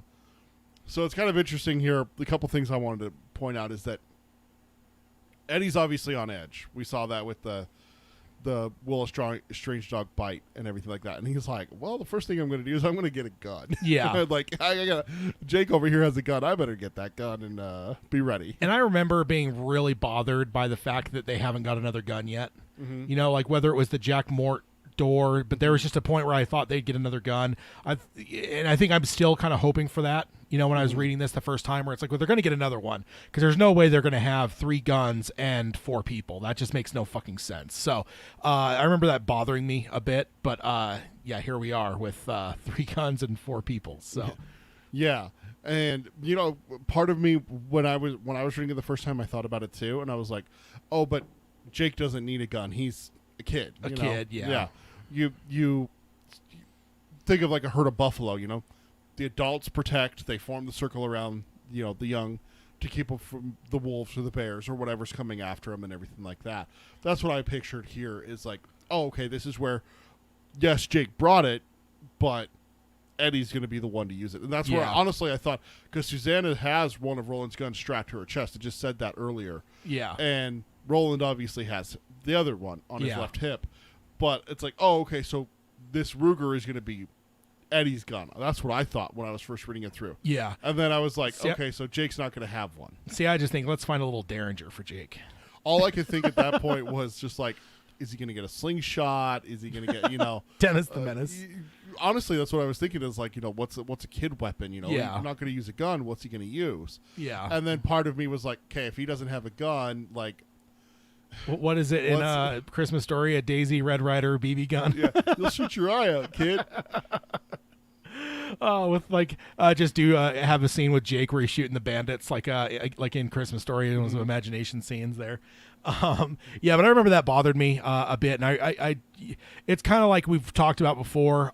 There's some, I guess there was an assumption in my mind that like here with you know, like that in some way we would resolve the wheelchair thing, like somehow, whether that's like even a more modern wheelchair somehow that isn't a freaking 65-pound wood monstrosity that would have come from the 1960s, or you know, or other guns. There's just different things like in my mind where I was like, I guess as a reader the first time I'm waiting with for certain things to kind of resolve, and certainly having 3 guns is definitely one thing that sticks out in my mind. Next up, it says, listen closely and heed me well, Roland said. If there are people, they'll be old and much more frightened of us than we are of them. The younger folks will be long gone. It's unlikely that those left will have firearms. In fact, ours may be the first guns that many of them have ever seen, except for maybe a picture or two in the old books, which I love. That's the old books, not old books. Yeah. Because, I mean, books aren't necessarily something that would be very common in this world. Well, we already saw what Roland's reaction was to paper in book 2 with the guy who rips a page off, crinkles it up, and throws it away. After writing on half of it. Not even half of the one side. Yeah. And he's like, oh, my God. Yeah. And then Roland goes on and says, make no threatening gestures, and the childhood rule is a good one. Only speak when spoken to. So I always think of that as the R. Lee Ermey rule, but we'll go ahead and go with childhood rule there. And then Mike in the chat said, based on the rest of Roland's world, he may be the Rodney Dangerfield of Midworld. That's a good reference. I love Rodney Dangerfield, man. I can't get no respect. He's classic. He's wonderful. Do you watch a lot of his movies growing up? No. Yeah, I'll have to. I don't know how many I really even have in my collection. At some point, I'll have to get some and let you check them out. They're great. Are they? He's really funny. Okay. Yeah. Let's see. What do you got next? So they're talking about the town, and Eddie's worried about them having weapons and rocks and everything like that. Maybe it would be easier to detour around, Susanna said. Roland nodded, eyes never leaving the simple geography ahead. Another road crossed the great road at the center of town, making the dilapidated buildings look like a target centered in the telescope sight of a high-powered rifle. It would, but we won't. Detouring's a bad habit that's easy to get into. It's always better to go straight on, unless there's a good, visible reason not to. I see no reason not to here. And if there are people, well, that might be a good thing. We could do with a little palaver. So, again. Yeah, I love that. Just because it's an insight. It's an insight into Roland's philosophy almost. Sure. Like that detouring is a bad habit and it's easy to get into, because that's true. Like if you're ultimately you need to be on a straight shot. If you're here and you're driving to L.A., the freeway detours. Yeah, there's that. Detours would be your doom ultimately. Also, I've seen hills have eyes. Detours are very bad. Just take a right in Nevada somewhere and see how it turns out. No, yeah. Nevada though, there's plenty of nuclear testing sites and whatnot in Nevada. So just go ahead and take a right there in Vegas somewhere and start moving up into northern, mid, or central Nevada and see what happens. No, thank you. There is that clown motel up in kind of north central Nevada. Speaking of that, I asked my wife one night in the clown motel and visit the museum or watch the movie It. She said she'd watch It. My brother went to that clown motel. Did he really? Yeah. Yeah, he and his girl drove out there. I don't even know how long of a drive it was, but specifically just to stay at that hotel. So, anyone that's listening, definitely look up the Clown Motel in Nevada. You'll Clown Motel Nevada. It'll pop up, and you will be scared. I don't know. I think it's a happy place. No, a lot of smiling clowns. There's nothing scary about that. No. Next up, a little bit, or in the next section here, it says Susanna reflected that Roland seemed different now, and she didn't think it was simply because the voices in his mind had ceased. This is the way he was when he still had wars to fight and men to lead and his old friends around him. She thought how he was before the world moved on and he moved on with it, chasing the man Walter. This is how he was before the big empty turned him inward on himself and made him strange. So that's a very interesting insight almost with Susanna here. That she there's something with Roland that's different, and I think that King does this brilliantly because to kind of see it through Susanna's eyes, she's noticing it because it'd be really hard for us to notice that. Yeah, just with reading, unless King made it more on point through the narration, but he doesn't. So to give it to Susanna as for something her to see, because ultimately I think we all know what that might look like. Yeah. I think we've all been around people that maybe change for some reason, good or bad. And so you just know sometimes it's not even obvious, but something changes with them and you could tell that what it is. So I think we all know what that looks like. So I think we all could probably picture what Susanna is saying, that there is some kind of change here. We kind of know what Roland seems like to us. So it's pretty easy to fill in all the blanks there. But I just love just the way that's worded and stuff, and the fact that Susanna's the one having this insight, I find is interesting. Yeah, absolutely. And it is different. I mean, so far, let's think about, Roland's kind of telling them to be on their P's and Q's with this kind of stuff. When's the last time we saw Roland roll into a place? Would have been Toll, right? And that wasn't anything like this. No. In terms of, so this is a kind of a new one even for us, is how we've experienced the characters. How he rolled into Toll versus how this is being treated is way different. We saw how he acted with Brown, though, which was normal and hospitable and everything like that. He was kind of, because he suspected Brown of being Flag, even he's like you're the man in black type thing. So I think there was kind of a tension between those two, and even throughout the whole thing, until he starts telling his story, he's just is this a spell? There's this suspicion against Brown. Sure. So this is just different. We have, even us that have been with Roland longer than anyone, including Jake. This is new for us. Roland's acting very differently, and it's fascinating to me. What do you got next? Tell you what, Susanna said, I wouldn't come out if I saw us. 4 people, 3 of them armed. We probably look like a gang of those old-time outlaws in your stories, Roland. What do you call them? Harriers. His left hand dropped to the saddlewood grip of his remaining revolver, and he pulled it a little way out of the holster. But no Harrier ever born carried one of these. And if there are old-timers in yon village, they'll know it. Let's go. And that's one thing I love. It's kind of like Mad Max-ish of this. Is oh, if you see someone with something really good, you know not to mess with them. Like Mad Max's car? Like, exactly. You know, like if you see someone driving around in Mad Max's car, or you see like one of the caravans going by, you're like, no, I'm gonna leave them alone. Yeah, no, I'm not gonna mess with them. They don't look like the normal, desert rats, kind of thing. These are serious guys here. Or Immortum Joe and his caravan his of big old 4x4, his giant. Well, not to mention his whole menagerie that's with him. The giant musical one and stuff. But well, that's what I mean. Is like when you see that, and that's what Roland's saying here. That is his equivalent, is his gun. Yeah, which is interesting. It tells you a lot about the world. He said earlier, a lot of them, they've probably never seen a gun before unless it was a picture in a book, or if they have, it's been a long time. It tells us a lot about the world. Like, this isn't a world that's just plumb full of guns everywhere, which is interesting, because that's kind of putting us in a perspective of what to expect. Like, if guns are that rare, like, cool, then you're not, like, worried about snipers at every town you go into or anything. Like, you could, in a way, it allows you to kind of adjust your expectations of what we may or may not see as readers, because I remember that hitting some of this stuff and realizing, like, oh, okay, cool. Like, now I know that, like, when you're approaching a town, you don't have to worry about some sniper in the bell tower that's going to start popping off at our characters necessarily. There's still going to be danger potentially, but it's not necessarily like going to be gunfire. Guns are kind of rare, and that's an interesting world building thing. We saw that definitely in Tull. I mean, the entire town didn't have a gun. Yeah, nobody had. Like, no one had a single gun. Like, the shopkeeper didn't have a shot. Like, you picture that, right? Yeah, like in a Western. The shopkeeper has a gun. Especially the guy who keeps the horses has to have a gun. How is he going to protect the livestock? Yeah. Which is one of the most prized commodities in, like, a Western, Oh, he stole my horse, so I gunned him down. Oh, well, you were well within your right. That's your property. That's one of the most expensive things that a man can own.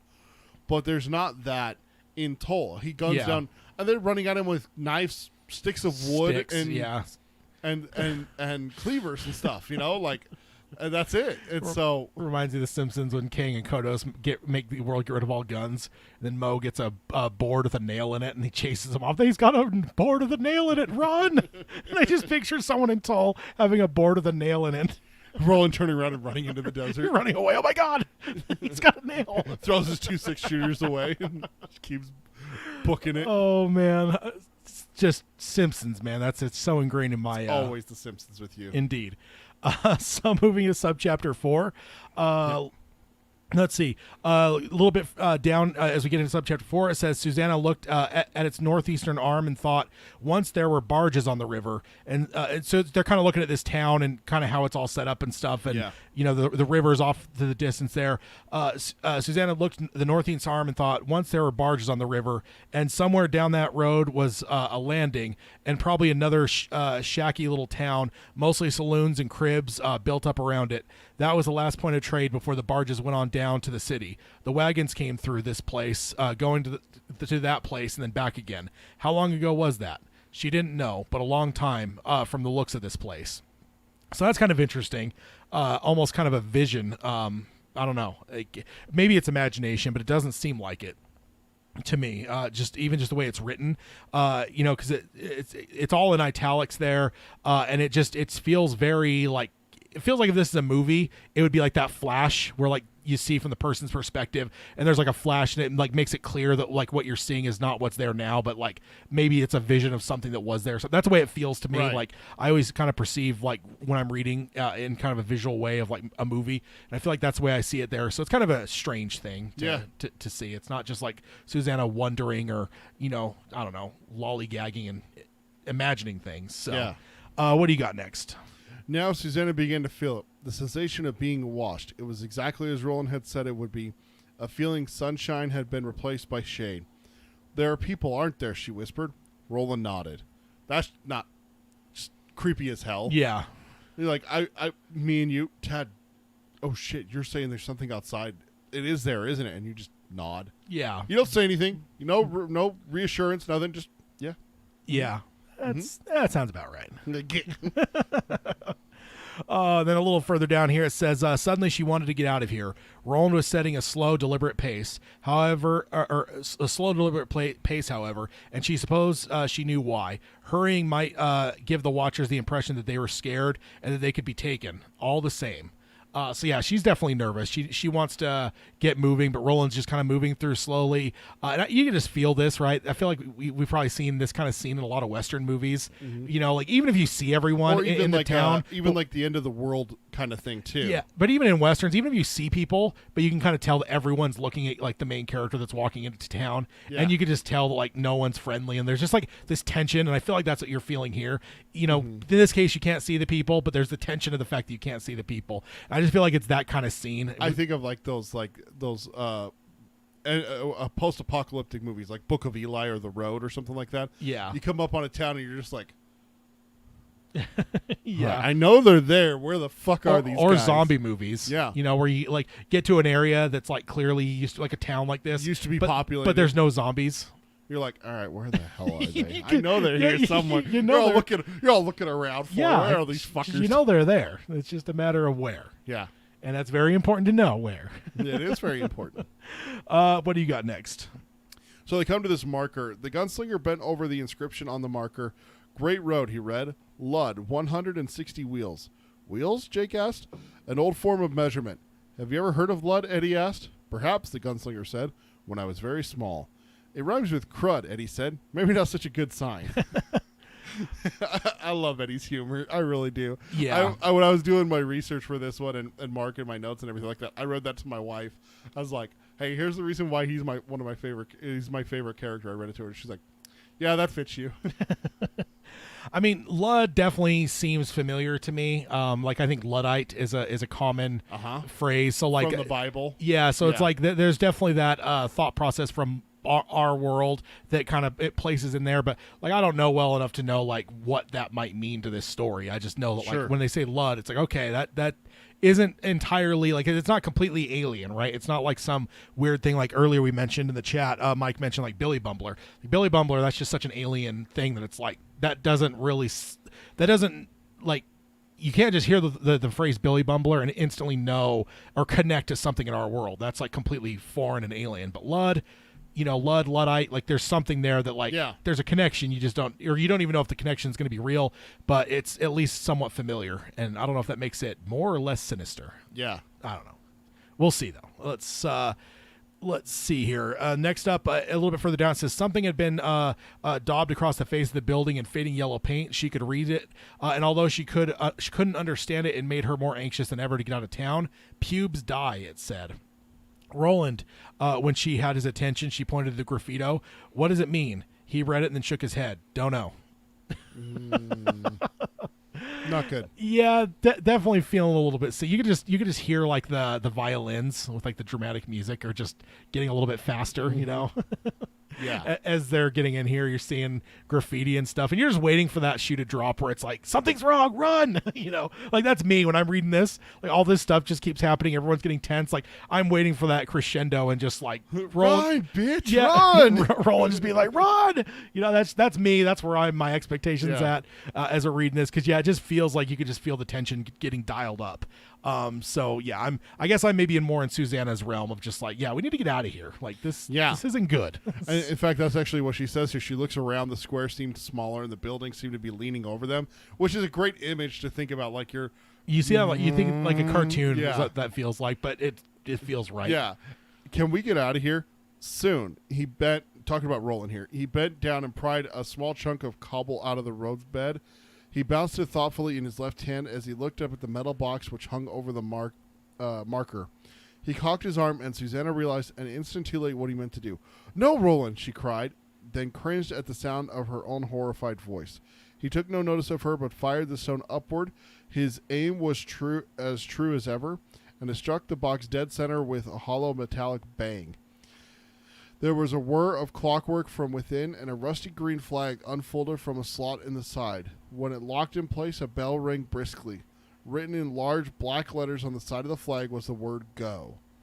So there's a couple things here. Obviously, Susanna's worried that her shout and then Roland hitting the metal thing is just enough noise that there's people just waiting, like, in the shadows. Like Jack in the Box. All of a sudden, there's a noise. Like, ah! They're gonna come bursting out and kill them all. Not unreasonable. Not unreasonable. That always seems like that's the thing. Is like you got those like stalemates with like a classic story that we've always heard is like, don't shoot until you're shot at with the the U.S. military and the Middle East. There's also the ones with like like the bar showdowns in westerns. The bar showdowns. The ones that always come to my minds are like the ones here with like the U.S. cavalry with John Wayne and the Native Americans. Don't shoot, and then all of a sudden one arrow hits a guy that they got Billy, and then they start going crazy with their rifles and everything. Or the Rock, the shower. Oh yeah, the shower. The one guy leans just right and then sends that rock over, and then all of a sudden, we're under attack. And everyone shit. Yeah, exactly. That's what I'm thinking of here.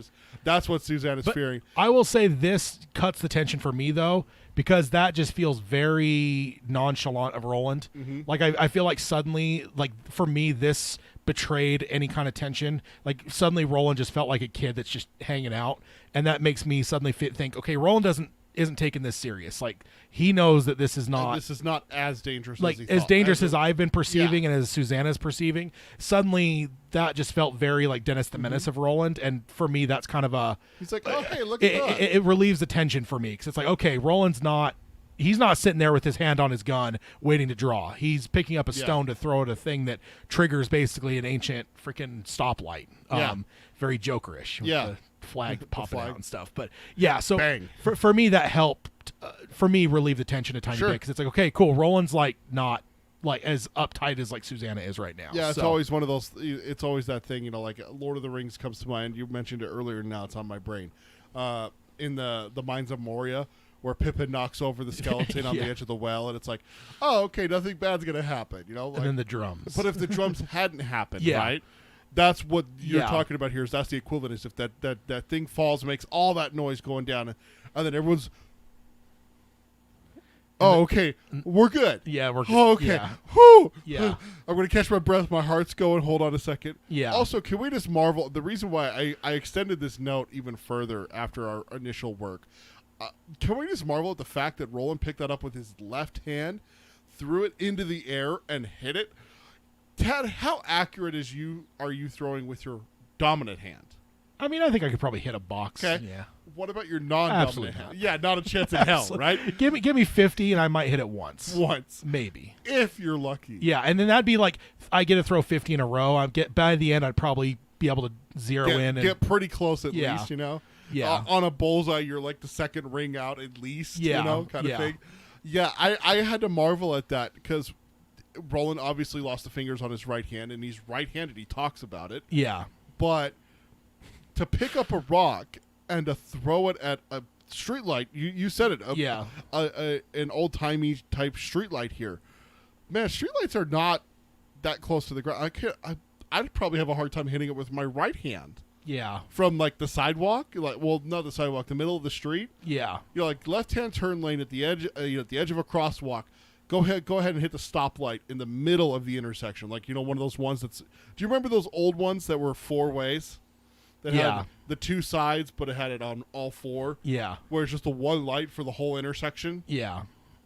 One of those hanging down, and you got to hit it. Yeah. But I'd be hard-pressed to hit it with my right hand. I'm not that good of a thrower. Yeah. I'd probably be looking for a big enough rock to improve my odds, I just don't know if you could get a big enough rock up there. No, I'm not saying like massive, but like a closer size. to baseball size. Like, because if I'm just throwing like a small, like, something you'd pebble. skip, like a small stone that you'd like skip on a water face, like I'd have a lesser time. But if I can get like a baseball size one, I think I could do all right. It's like if I'm throwing a snowball and I want to hit something, give me a good baseball size snowball, nice one. And then I have a lot better chance, I think, than I don't know. That's just me. Yeah. So then going a little bit lower here, the next thing I have is Roland. He says, "We have company," Roland said quietly and pointed toward the building. Susanna thought of as a country courthouse. A man and a woman had emerged from it and were descending the stone steps. You win the Cupid doll, Roland, Susanna thought. They're older than God, the both of them. So, looks like Roland is correct in that he said that anyone that would be here would be old. So, and we got our first people showing up here. Oh, yeah, they're. We'll see. We'll see what happens. What do you got next? The man was wearing bib overalls and a huge straw sombrero. The woman walked with one hand clamped on his naked sunburned shoulder. She wore homespun and a poke bonnet, and as they drew closer to the market, Susanna saw she was blind, and that the accident which had taken her sight must have been exceedingly horrible. Where her eyes had been, there were now only 2 shallow sockets filled with scar tissue. She looked both terrified and confused. Yeah, and I one thing I do love is we haven't really seen anything that basically says, or this guy's wearing basically a huge straw sombrero. I love that because it feels very, I don't know, like it's exactly something, and I just don't think it's very unique, I guess, and it's nothing that we've seen so far in this world that you'd be like, it feels like it like if we're in a world that's kind of westerny, it doesn't feel out of place. But it's nothing that we haven't seen anything like that before. We didn't see someone in Tull with a sombrero. No. So it doesn't feel out of place for the world, but it does feel like it's something unique that's new to the world that we haven't seen up to this point. Right. And I feel like it just, I don't know, in a way, it's like it's world building in a way because it's like it shows you that this is a different place than where we've been before, or Roland's been before, and I don't know, I just love it because it's just a small thing, as well as the lady's wearing a bonnet, that's kind of something that feels like a very specific time and place for our world, and yeah, it doesn't feel out of place here, but it feels like it just gives you a new wrinkle that makes this place feel unique, and I appreciate that. Not to mention the fact that she's got a pretty horrifically scarred face and no eyes, basically. That's rough. Let's see, is that you let me see. So my next note, and then if we in between the notes here, the woman asks if they're harriers, and then the person tells her to shut up and stuff. They're not harriers, and then the one thing I wanted to point out that I didn't highlight though is he says there's a pube with them. So that's kind of a hint, as we've got so far. We have that graffiti that we saw a little bit ago, saying pubes must die or pubes die or whatever. So now them saying that, what do you perceive with that? Do you remember when you read it the first time what your thought was when he says there's a pube with them? Like, because like me, I immediately think it's probably Jake. Don't know why, but like, because it could be any a pube. Them. But it's like that could be someone with dark skin. Oh, I guess Susanna could be someone that is like has a disability. It could be the only thing it couldn't be probably is Roland and Eddie, because those two are close enough that it would, But I guess, for some reason, it immediately just Jake seemed right. So I don't know. I was just curious what your thought process was on that reading the first time, because it is it's like a payoff for what we saw in the graffiti, but we don't necessarily know right away what that is referring, or who he's referring to with that. But then my note here says, "We mean no harm." The gunslinger called. He used the high speech, and at the sound of it, the man's eyes lit up with incredulity. The woman turned back, swinging her blind face in their direction. "A gunslinger," the man cried. His voice cracked and wavered with excitement. "For God, I knew it were. I knew." So the high speech looks like is kind of a giveaway a little bit, the fact that he's a gunslinger, maybe even more so because it doesn't really say that they saw his guns. Roland referred to the fact that the gun would probably tell them they're not harriers, but we don't have any inclination they actually saw the gun. But the fact that he's speaking in the high speech and the way that King wrote this makes me feel that the high speech is maybe why they think he's a gunslinger. So which I guess makes sense. If you got the high speech and the low speech, so far we've seen the low speech as kind of the normal, maybe the more like backwatery high speech. It would make sense that the only people that would really know that would be from maybe like the Court. We've seen it in book 1 with like Court, like speak the high speech, maggot. Yeah, exactly. So the fact that people, I guess you can kind of see where that would make sense logically for them to assume that anyone that's speaking that would have to be a gunslinger, like, or if nothing else, it informs us that that's how they perceive it. So that's almost the rules of the world. So I don't know. It's kind of cool, kind of world building stuff, which I'm a nerd for. So what do you? Is that the last of what we got here? Yeah, that's the end of subchapter 4. Just one note before we finish this one. The man is so excited he starts running across the square towards him, pulling the blind woman with him, and she falls. So just have to add that in here. And starting off subchapter 5, I'm just going to go right from the top. Jake felt something furry against his ankle and looked down. Oik was crouched beside him, looking more anxious than ever. Jake reached down and cautiously stroked his head, as much as to receive comfort as to give it. Its fur was silky, incredibly soft. For a moment he thought the bumbler was going to run, but it only looked up at him. licked his hand, and then looked back to the two new people. The man was trying to help the woman to her feet and not succeeding very well. Her head craned this way and that in avid confusion. So it's just funny that he's all excited and all flustered and everything just because of Roland saying, we mean you no harm in the high speech. Yeah. But also, oi. As I'll say, we're pretty close to the fact. Is that one of the first times that he's actually been referred to as Oi and not like the creature? Like, this is the first time that King's... Because, we've obviously seen Jake call him that. We've seen him answer that back. But is this the first time that we've seen King designate that is basically a name and not just like... That's not just Jake saying boy and it saying back, like Oi instead of boy. Like, now King's actually kind of designating that. So, and it is capitalized and stuff. So, yeah, that's... if not the first, it's at least one of the earliest. Maybe in this section somewhere, if we missed one, maybe. But ultimately, this is pretty early on. So, very... I don't know, maybe a small detail, but there it is. And then let's see, going down, it talks about he cut himself when they fell. Roland thanks him for their welcome, and then it says, let's see, and he says, "Put your hat on, old timer. The sun is hot." It says he did. He just stood there looking at Roland with shining eyes. After a moment or two, Jake realized what the shine was. Is it? I guess Psy. Yeah. I always think that's how they say it in the audiobook. As I'll say, C is what I think of because that's literally how you spell C. Yeah. With Spanish. So, So Psy was crying. Let's see. Again, page break here. Let me see where my note goes. Yeah. A gunslinger. I told you, Mercy. I seen the shooting iron, and I told you. So, guess he did see it. To my previous point, It looks like he did see it. It wasn't just the high speech then. No Harriers? She asked, as if unable to believe it. Are you sure they ain't Harriers, Psy? Roland turned to Eddie. Make sure of the safety and give her Jake's gun. Eddie pulled the Ruger from his waistband, checked the safety, and put it gingerly in the blind woman's hands.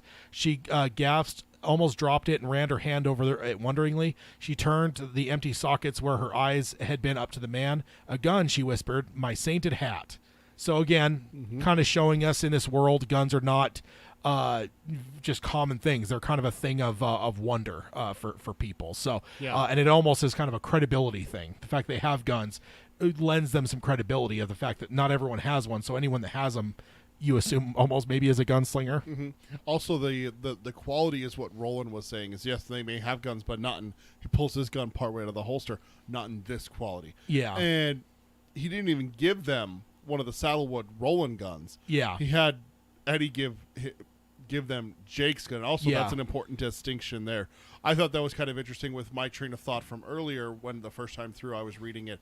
I thought, Jake's not going to... This is where Jake gives Eddie his gun, and that's going to be it. It's going to be Eddie's from now on. Yeah. Roland counters that and says, give her Jake's gun. This is Jake's gun. Yeah. And it's like, okay, so that's where my mind shifted to what you were saying is like, man, we got to get Eddie a gun. Like, what the hell? Yeah, definitely that and the like resolving the wheelchair thing are the two main things in my mind as I'm reading the first time through. I'm like, okay, there'll be some resolution to this. I'm surprised it didn't happen in the third door, but still, something will happen here. Right, something's got to fix that. Yeah, we'll get a fourth gun, certainly. Yeah. So, next up, what do you got? Oi gave his shrill, whistling bark. Jake turned and saw more people coming up the street, 5 or 6 in all. Like Psy and Mercy, they were all old, and one of them, a woman hobbling over a cane, like a witch in a fairy tale, looked positively ancient. As they neared, Jake realized that 2 of the men were identical twins. Long white hair spilled over their shoulders of their patched homespun shirts.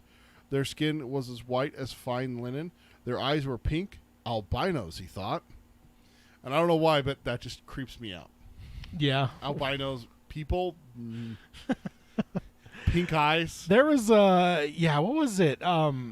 It was the Da Vinci Code. I don't think they did in the movie though, did they? But the book, I think that creepy like guy monk, that was like monk kind of guy that was like whipping himself with the cat of nine tails and stuff. Yeah, I think he was albino in the book. I don't think they did that because that was Paul Bettany. Yeah, Paul Bettany played him in the movie. Yeah, so yes, Jarvis.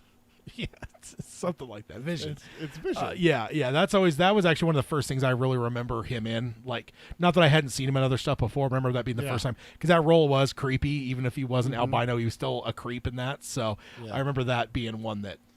I remember like the two ghosts from the second Matrix movie too.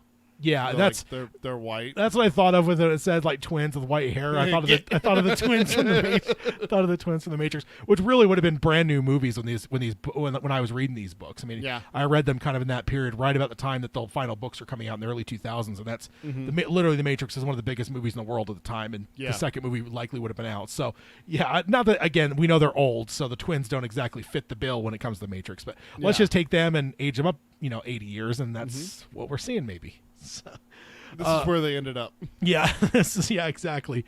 Then a little bit further down it says, Heil Gunslinger, well met. She spoke the high speech herself, and like Eddie and Susanna, Jake understood the words perfectly, although he guessed they would have been gibberish to him in his own world.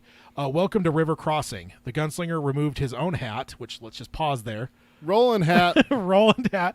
We made a point of that probably around this, maybe not this time last year, but it was early last year, talking about the whole idea of like Roland hat watch, where it's like Roland does he wear a hat? Yeah, he does and he doesn't. Like it's both. Like King is absolutely not consistent at all. One of the very first like 5 paragraphs of the first book, it says something about his long lost hat that so it was lost a long time in his journey, so he doesn't have it well before he got to Toll, because in the desert, when the book opens, the man in black fled across the desert and the gunslinger followed. The thing I always have to remind myself, that desert comes after Toll. Yeah. So he didn't lose it at Toll. It was long lost before that. Yeah. Before he even got to Toll. Yeah. And then here he's sweeping his hat off but his it's head. Come back and forth. It's like it's just like a magic hat. Like ultimately it feels like a Simpsons gag where like something just keeps changing just to make a joke of like continuity, because it really does just appears and disappears at will. So the fact that he's removing one here is notable because we wanted to point out that throughout the book clubs we will make sure we talk about Hat Watch, and well, here's Hat Watch. The hat is back. Hat Watch 2022. Roland does have a hat. He sweeps it off here at the town. At River Crossing. Yeah, indeed. Mark says in the chat, boom, Hat Watch, LOL. I have always visualized Roland with a hat. And me too. Honestly, it was one of those things that the more we paid attention to that and realized that like he doesn't have it a lot of times, that actually bothered me more because I've always pictured that because it's Sergio Leone, man. It's Man with No Name. Like that's literally what I'm picturing with Roland. Hat. Yeah, and he has a hat. So I mean, I don't even think Roland has a poncho, but in my head he does. He's I mean, and a big old stogie hanging out of his mouth. No, he's got the small one. Oh yeah, it's the small one. Yeah, there's actually like a legit thing that's like looked into that to where like those really weren't that popular until that movie came out, and then those became, and there's still today still like there's popularity, those really small cigars that just never existed before. Like, not that people would have like giant Arnold sized cigars, but people smoked cigars that were somewhat bigger. Yeah. And that was the thing. It was always thought of as like almost like feminine to have too small of a cigar until that movie, and then like that was out the window. If Clint Eastwood can do it, I can do it. If Clint Eastwood does it, then it's badass. So, sorry, back to it. The gunslinger removed his own hat and now bowed to her, tapping his throat 3 times. Say that 3 times fast. Rapidly with his diminished right hand. Thank you, Sai, old mother. She cackled freely at this, and Eddie suddenly realized Roland had at the same time made a joke and paid a compliment. The thought which had already occurred to Susanna now came to him. This is how he was, and this is what he did, part of it anyway. And so what I love is, let's just point out that like Susanna's quick. Eddie realizes it, but Eddie realizes it, 20 minutes or so later. Like Susanna's sharp, man. She got it a lot quicker there.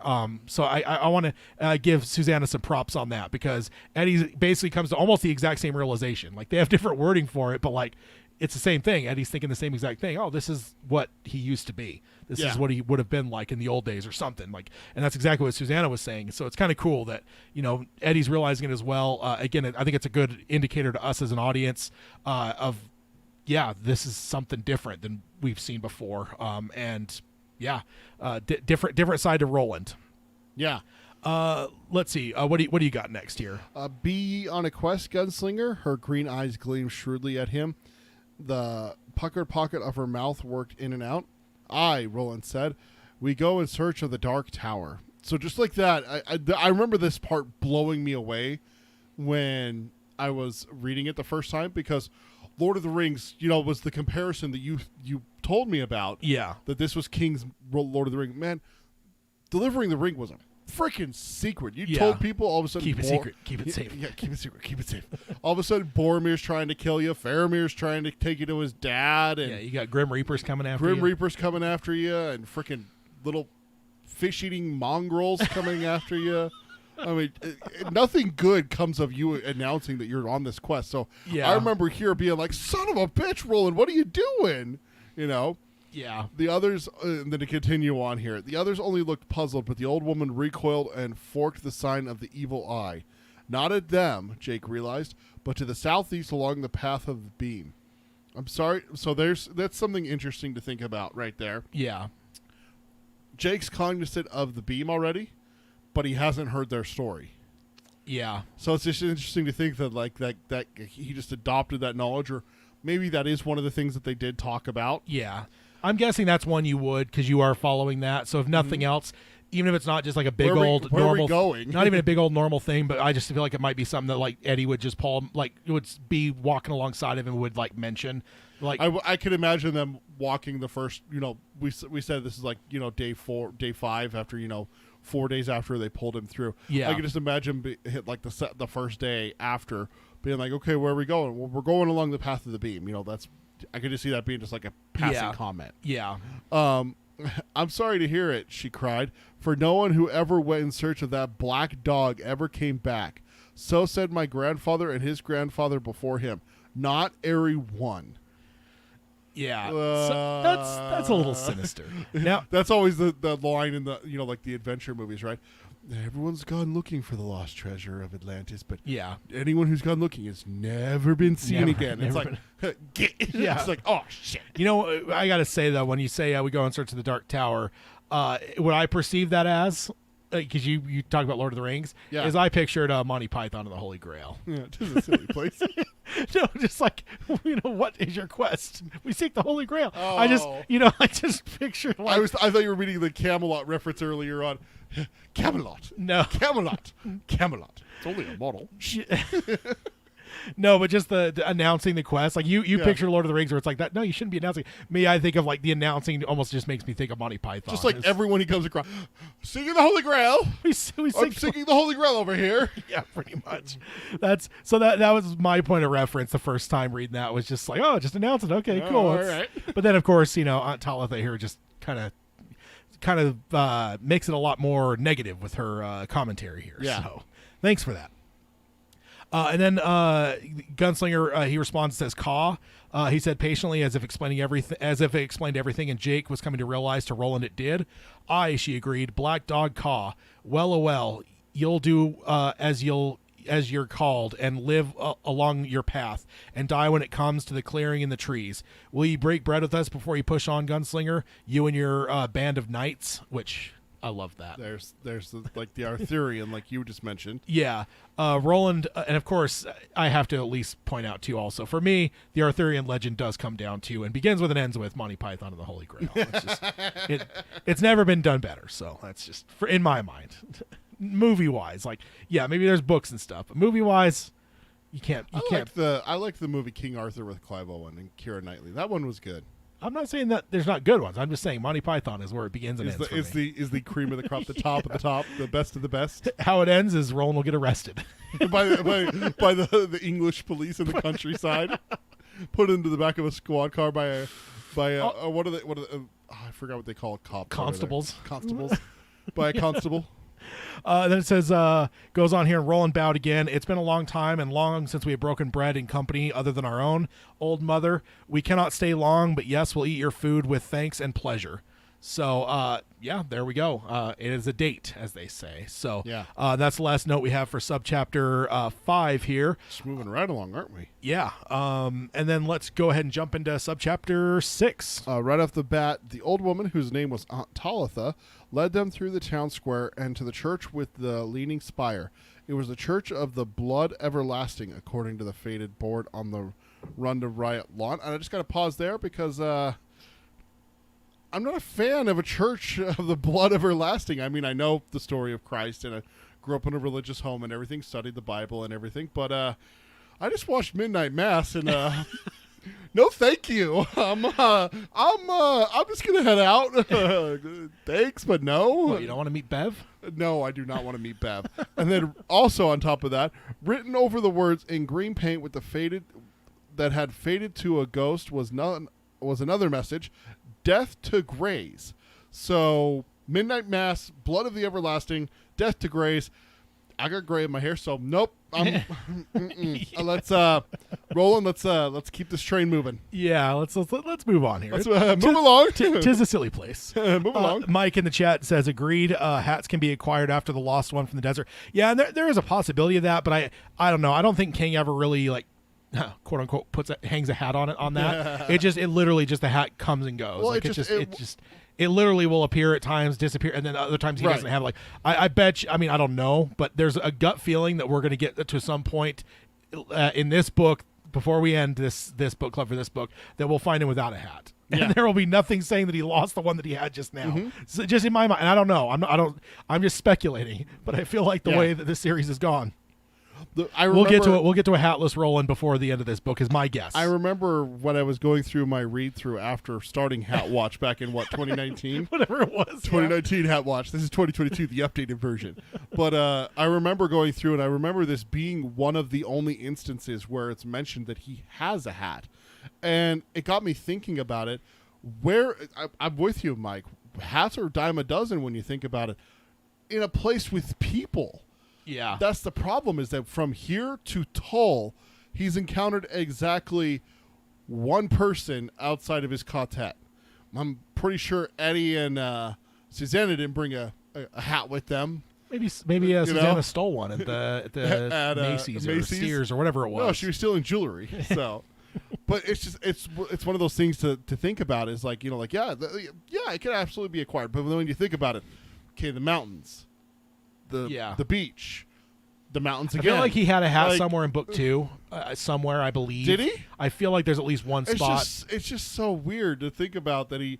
Yeah. It was at one point was sleeping. Oh, he pulled his hat down over his head. Yeah, did the Indiana Jones. So it definitely comes and goes. And honestly, it just seems so weird. If we get a TV series at some point, I want that. Disappear. I do want the hat to completely disappear and reappear randomly, because normal people that have not read people that haven't read the book, it would probably piss them off. But for anyone that's read it, that at least they understand, because maybe even someone cursorily goes through the book and reads it one time and maybe they don't notice, because I didn't notice. I mean, I probably read through the series. I had to bring it up to you. Yeah. I don't even remember how was it you that caught on to it, or I brought it up. I started Hat Watch when I was doing a read through back in 2019, 2018, somewhere around there. Yeah. Because I was like, Tad, does Roland have a hat? And you're like, well, yeah. And I'm like, of well, course okay, he but does. here, and I read you the passage where it's like, Roland doesn't have a hat and he lost it long ago, and you're like, yeah. So wait, what the fuck? So I had probably read it at least half a dozen, if not more, maybe closer to a dozen times, and never caught on to it. So it doesn't even have to be whatever, but at least any one of our listeners would appreciate the fact that in the show the hat just comes and goes. It just comes and goes. It just disappears. It's listed under the IMDb, the continuity errors, and then you go in there and you correct it and being like, actual meant to be this way, not an error. Yeah, it's supposed to disappear and reappear. And it would be even funnier. It'd probably be going too far, but if it did it within a scene, there's some point when he's talking with Eddie and he's got the hat and he's like, he's talking with Eddie. No, Eddie, listen to me. And then it cuts to Eddie. Eddie says something. Then it cuts back to Roland. And it's gone. That would probably be going a little bit too far into the realm of the silly. But that's a little too far. But I would still appreciate it as a Dark Tower fan that has noticed the fact that King is definitely not consistent with the hat coming or going. But then now we're into this place. We see some more people entering. They're all seniors. They're all older. And then it mentions that there's 2 people start to grab a table that are under a drop cloth, and the 2 elderly albinos immediately went over and began to wrestle with one of the tables. Come on, Jake, Eddie said. Let's lend them a hand. Nope, Aunt Talisa said briskly. We may be old, but we don't need company to lend a hand. Not yet, youngster.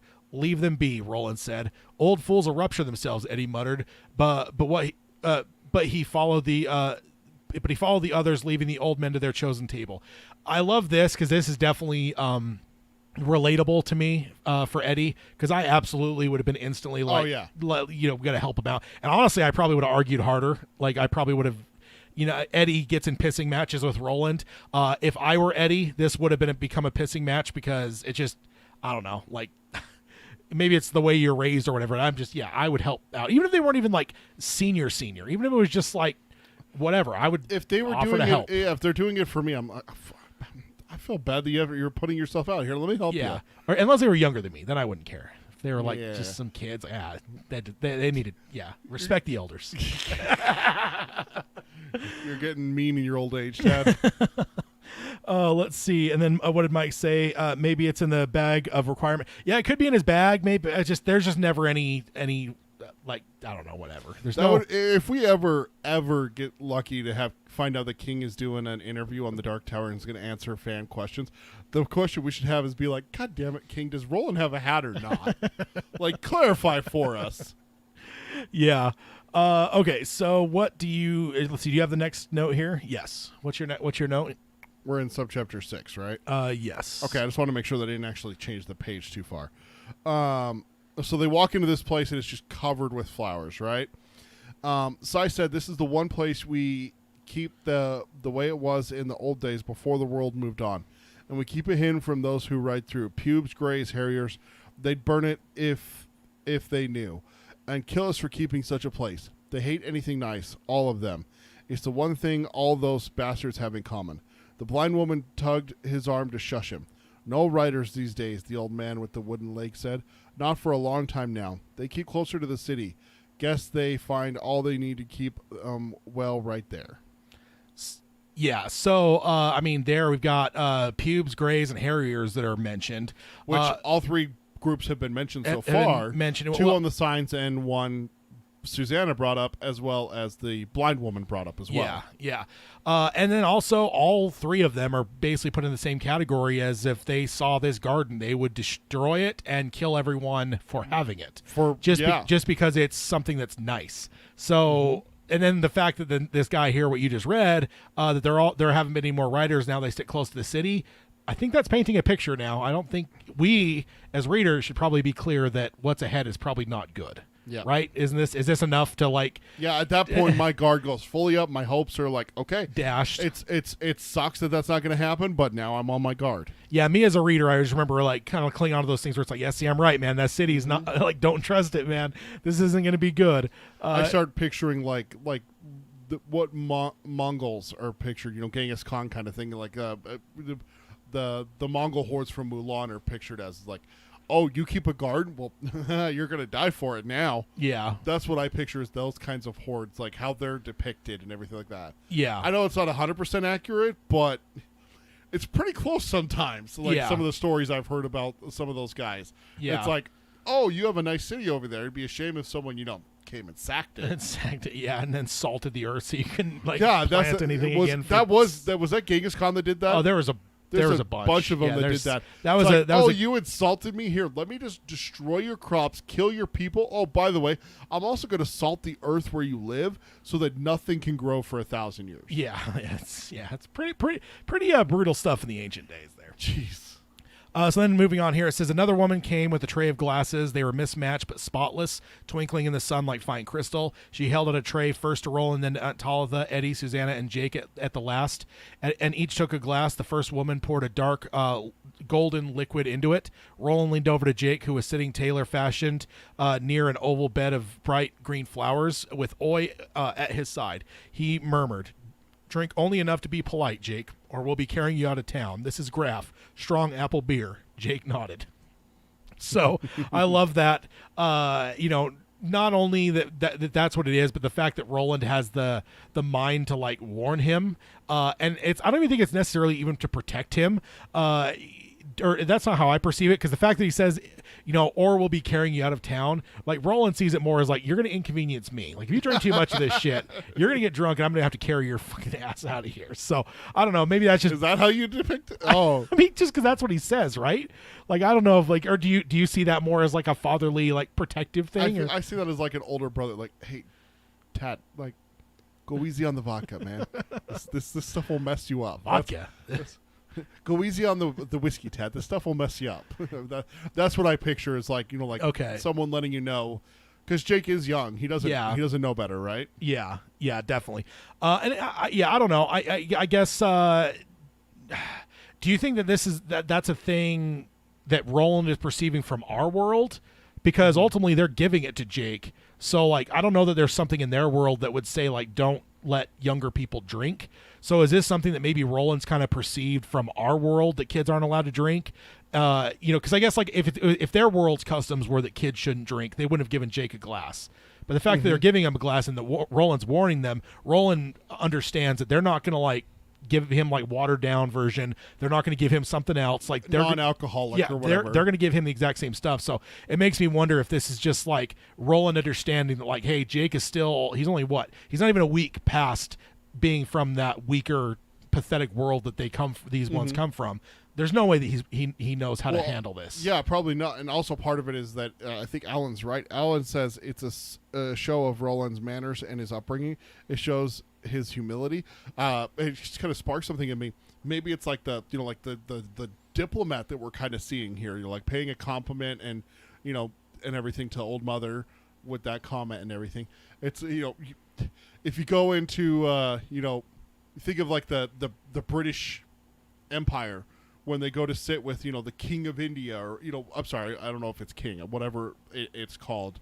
And, hey, by the way, dude, don't, the one in the small cup, that's monkey brains. Don't freak out when they open it. That kind of thing, like where it's something like that would catch someone off guard, where they're not aware of it and everything like that, could cause a scene and embarrass you. Yeah. It could be something like that, where it's Roland's trying to save face here and not be embarrassed. It could be. That would be embarrassing to come in and have your young companion be totally sloshed and drunk all over the place and you guys are great. Yeah, and it wouldn't take much. If it's strong, yeah, absolutely. Yeah, so maybe I'm being harsh on Roland. Maybe it is kind of more fatherly and or diplomatic, but yeah, I don't know. I just the fact that he mentions will be carrying you out of town. It also could be honestly just straight up tactical. Roland may still be on his guard that, they're probably not going to be a problem, but there still might be someone that will be a problem. Yeah. And we don't want to have to worry about Jake being drunk. And he said they're moving on pretty quickly. Exactly. So, yeah, like ultimately, if you're going back on your journey, you don't necessarily want him tipsy. Yeah, sling him over your shoulder and still have to push Susanna, too. Yeah. Just tie Jake to the back of the chair. Oh, God. What do you got next here? Will ye set us on with word, Gunslinger? Aunt Talitha asked. The gunslinger got to his feet, the glass upraised in his hand. He lowered his head as if in thought. The few remaining residents of River Crossing watched him respectfully, and Jake thought a little fearfully. At last he raised his head again. Will you drink to the earth and to the days which have passed upon it? He asked. His voice was hoarse, trembling with emotion. Will you drink to the fullness which was, and to friends who have passed on? Will you drink to good company, well met? Will these things set us on, old mother? She was weeping, Jake saw, but her face broke into a smile of radiant happiness all the same.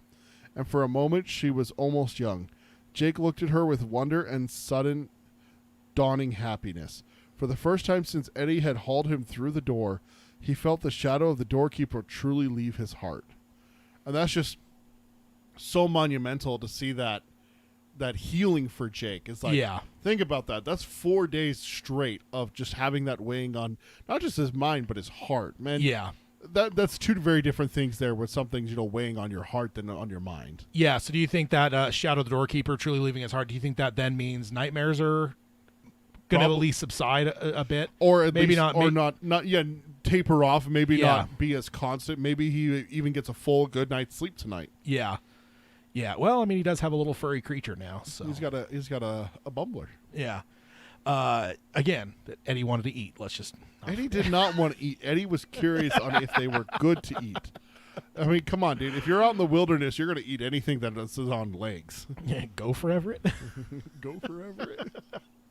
Which is a classic movie, by the way. Oh, brother, we're out, though, in case anyone's wondering. Okay, and then Mike says the Van A side of his training, which, definitely feels way more, like not necessarily like the gunslinger side, but more of the diplomat. Diplomat. That's what I always like to almost put like it as. knight, type thing. And they called them knights, too. Yeah, and then Spencer says, "Now that's a toast," and yeah, agreed. Like not just the Jake part of it, but the stuff that Roland gave for the toast there is pretty beautiful stuff. Yeah. Well, and honestly, yeah, just in a lot of ways, that's kind of an expansion on Roland too, because I don't know that I would have given Roland credit for saying something so I don't know, almost artistic, like so beautiful. Like I just don't think up to this point Roland said a whole lot that would give me a clue that was in him, I guess. So yeah, it's a good one for sure. Let's see. And then here at the very end of the subchapter, it says, around them, the little company of old people, the last residents of River Crossing, were applauding. Most, like Aunt Talitha, were weeping openly.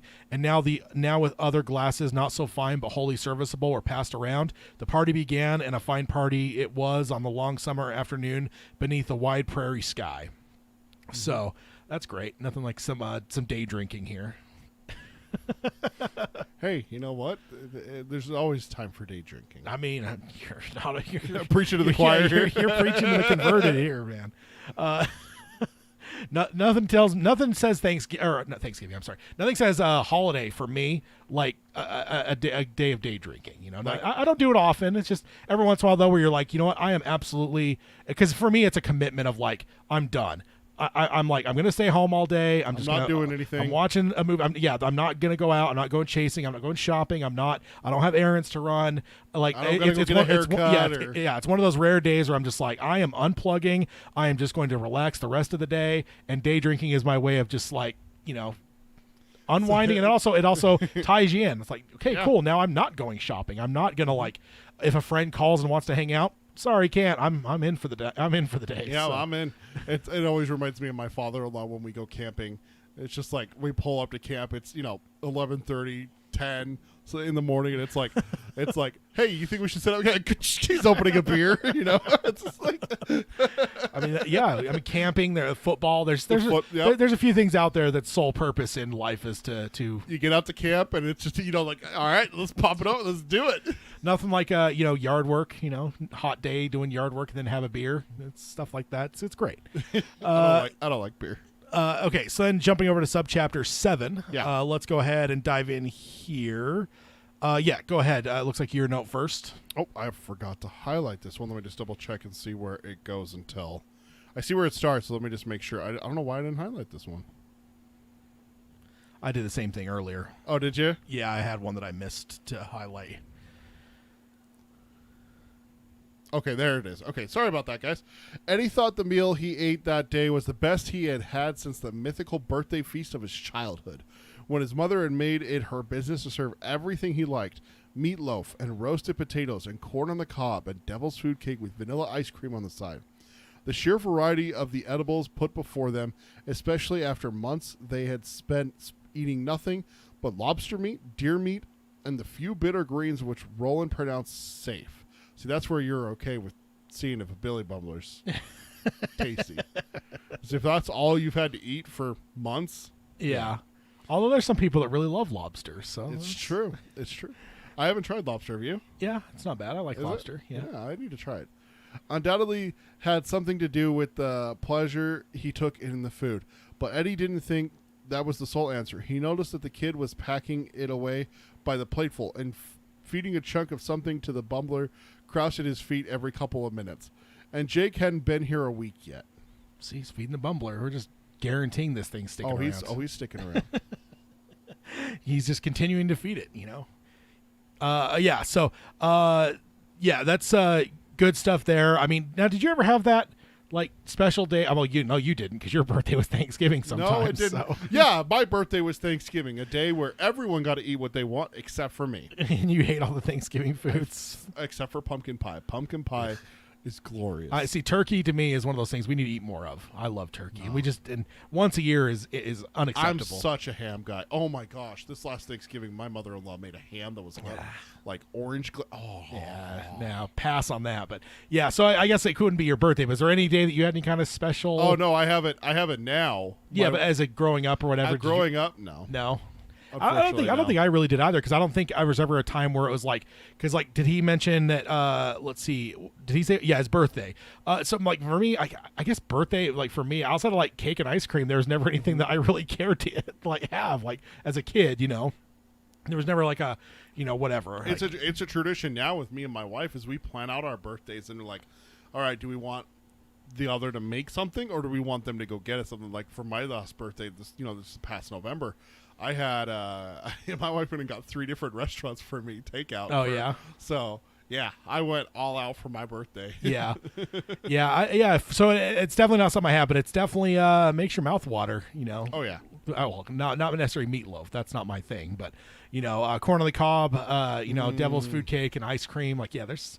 I honestly can't say if I've ever had devil's food cake. Yeah.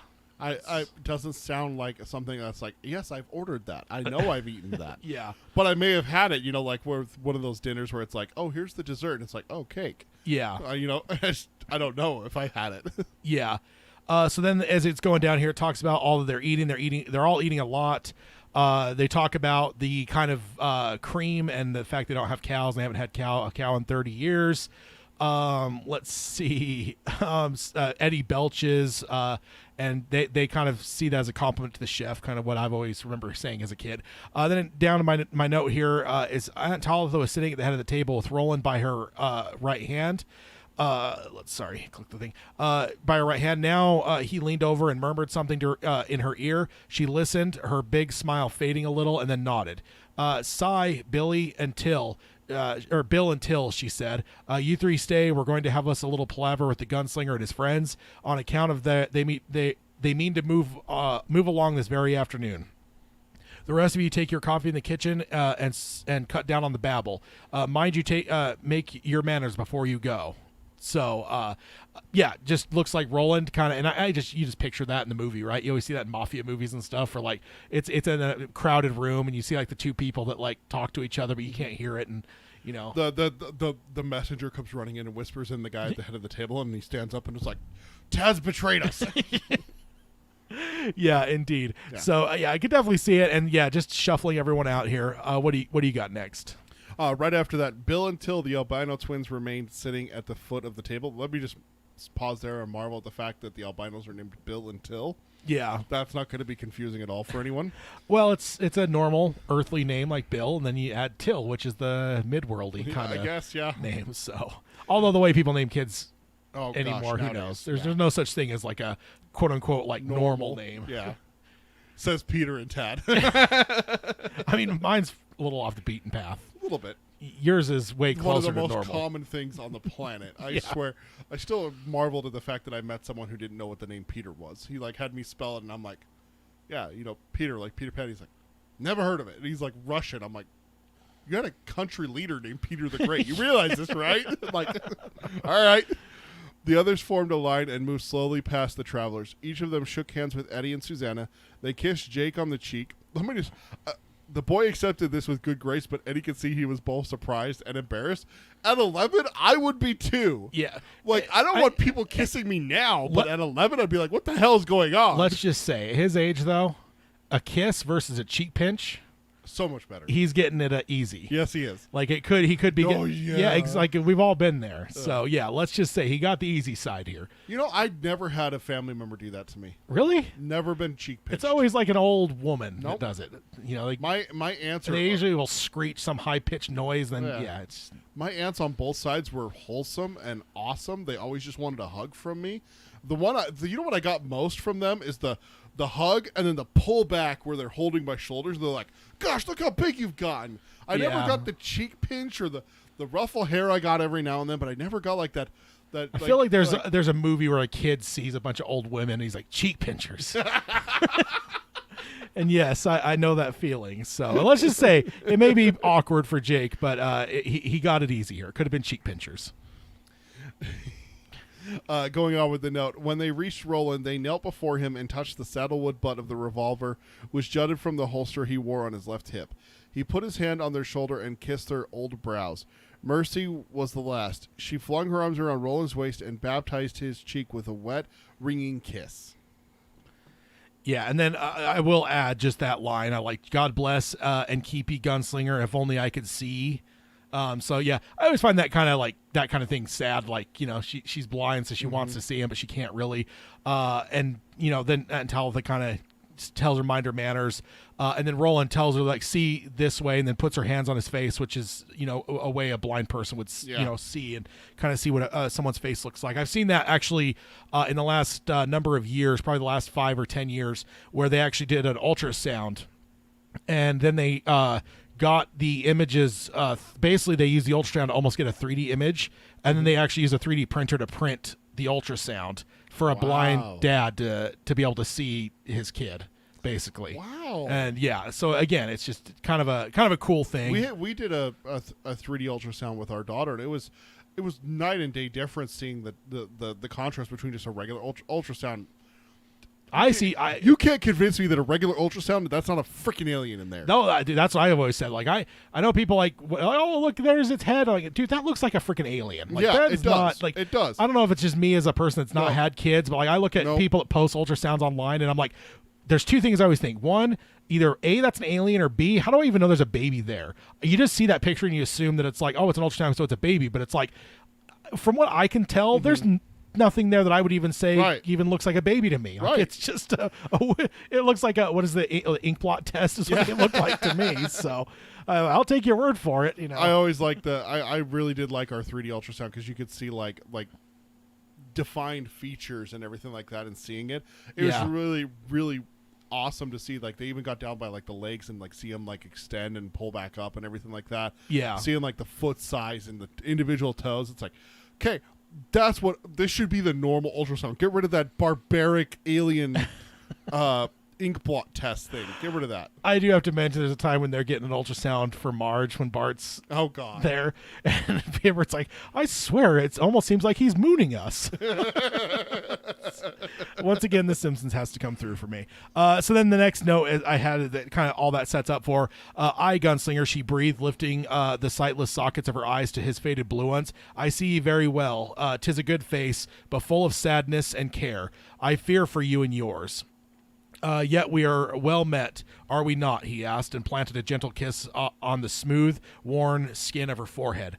Aye, so we are. So we are. Thank you for your kiss, Gunslinger. From my heart, I thank thee, or thank ye. So, I just think that's a beautiful little moment there for Roland.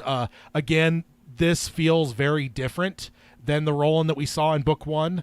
To actually have like the compassion to like.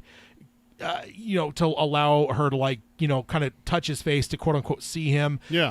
And then to give that toast earlier, to say what he's saying here. Just all this is just very.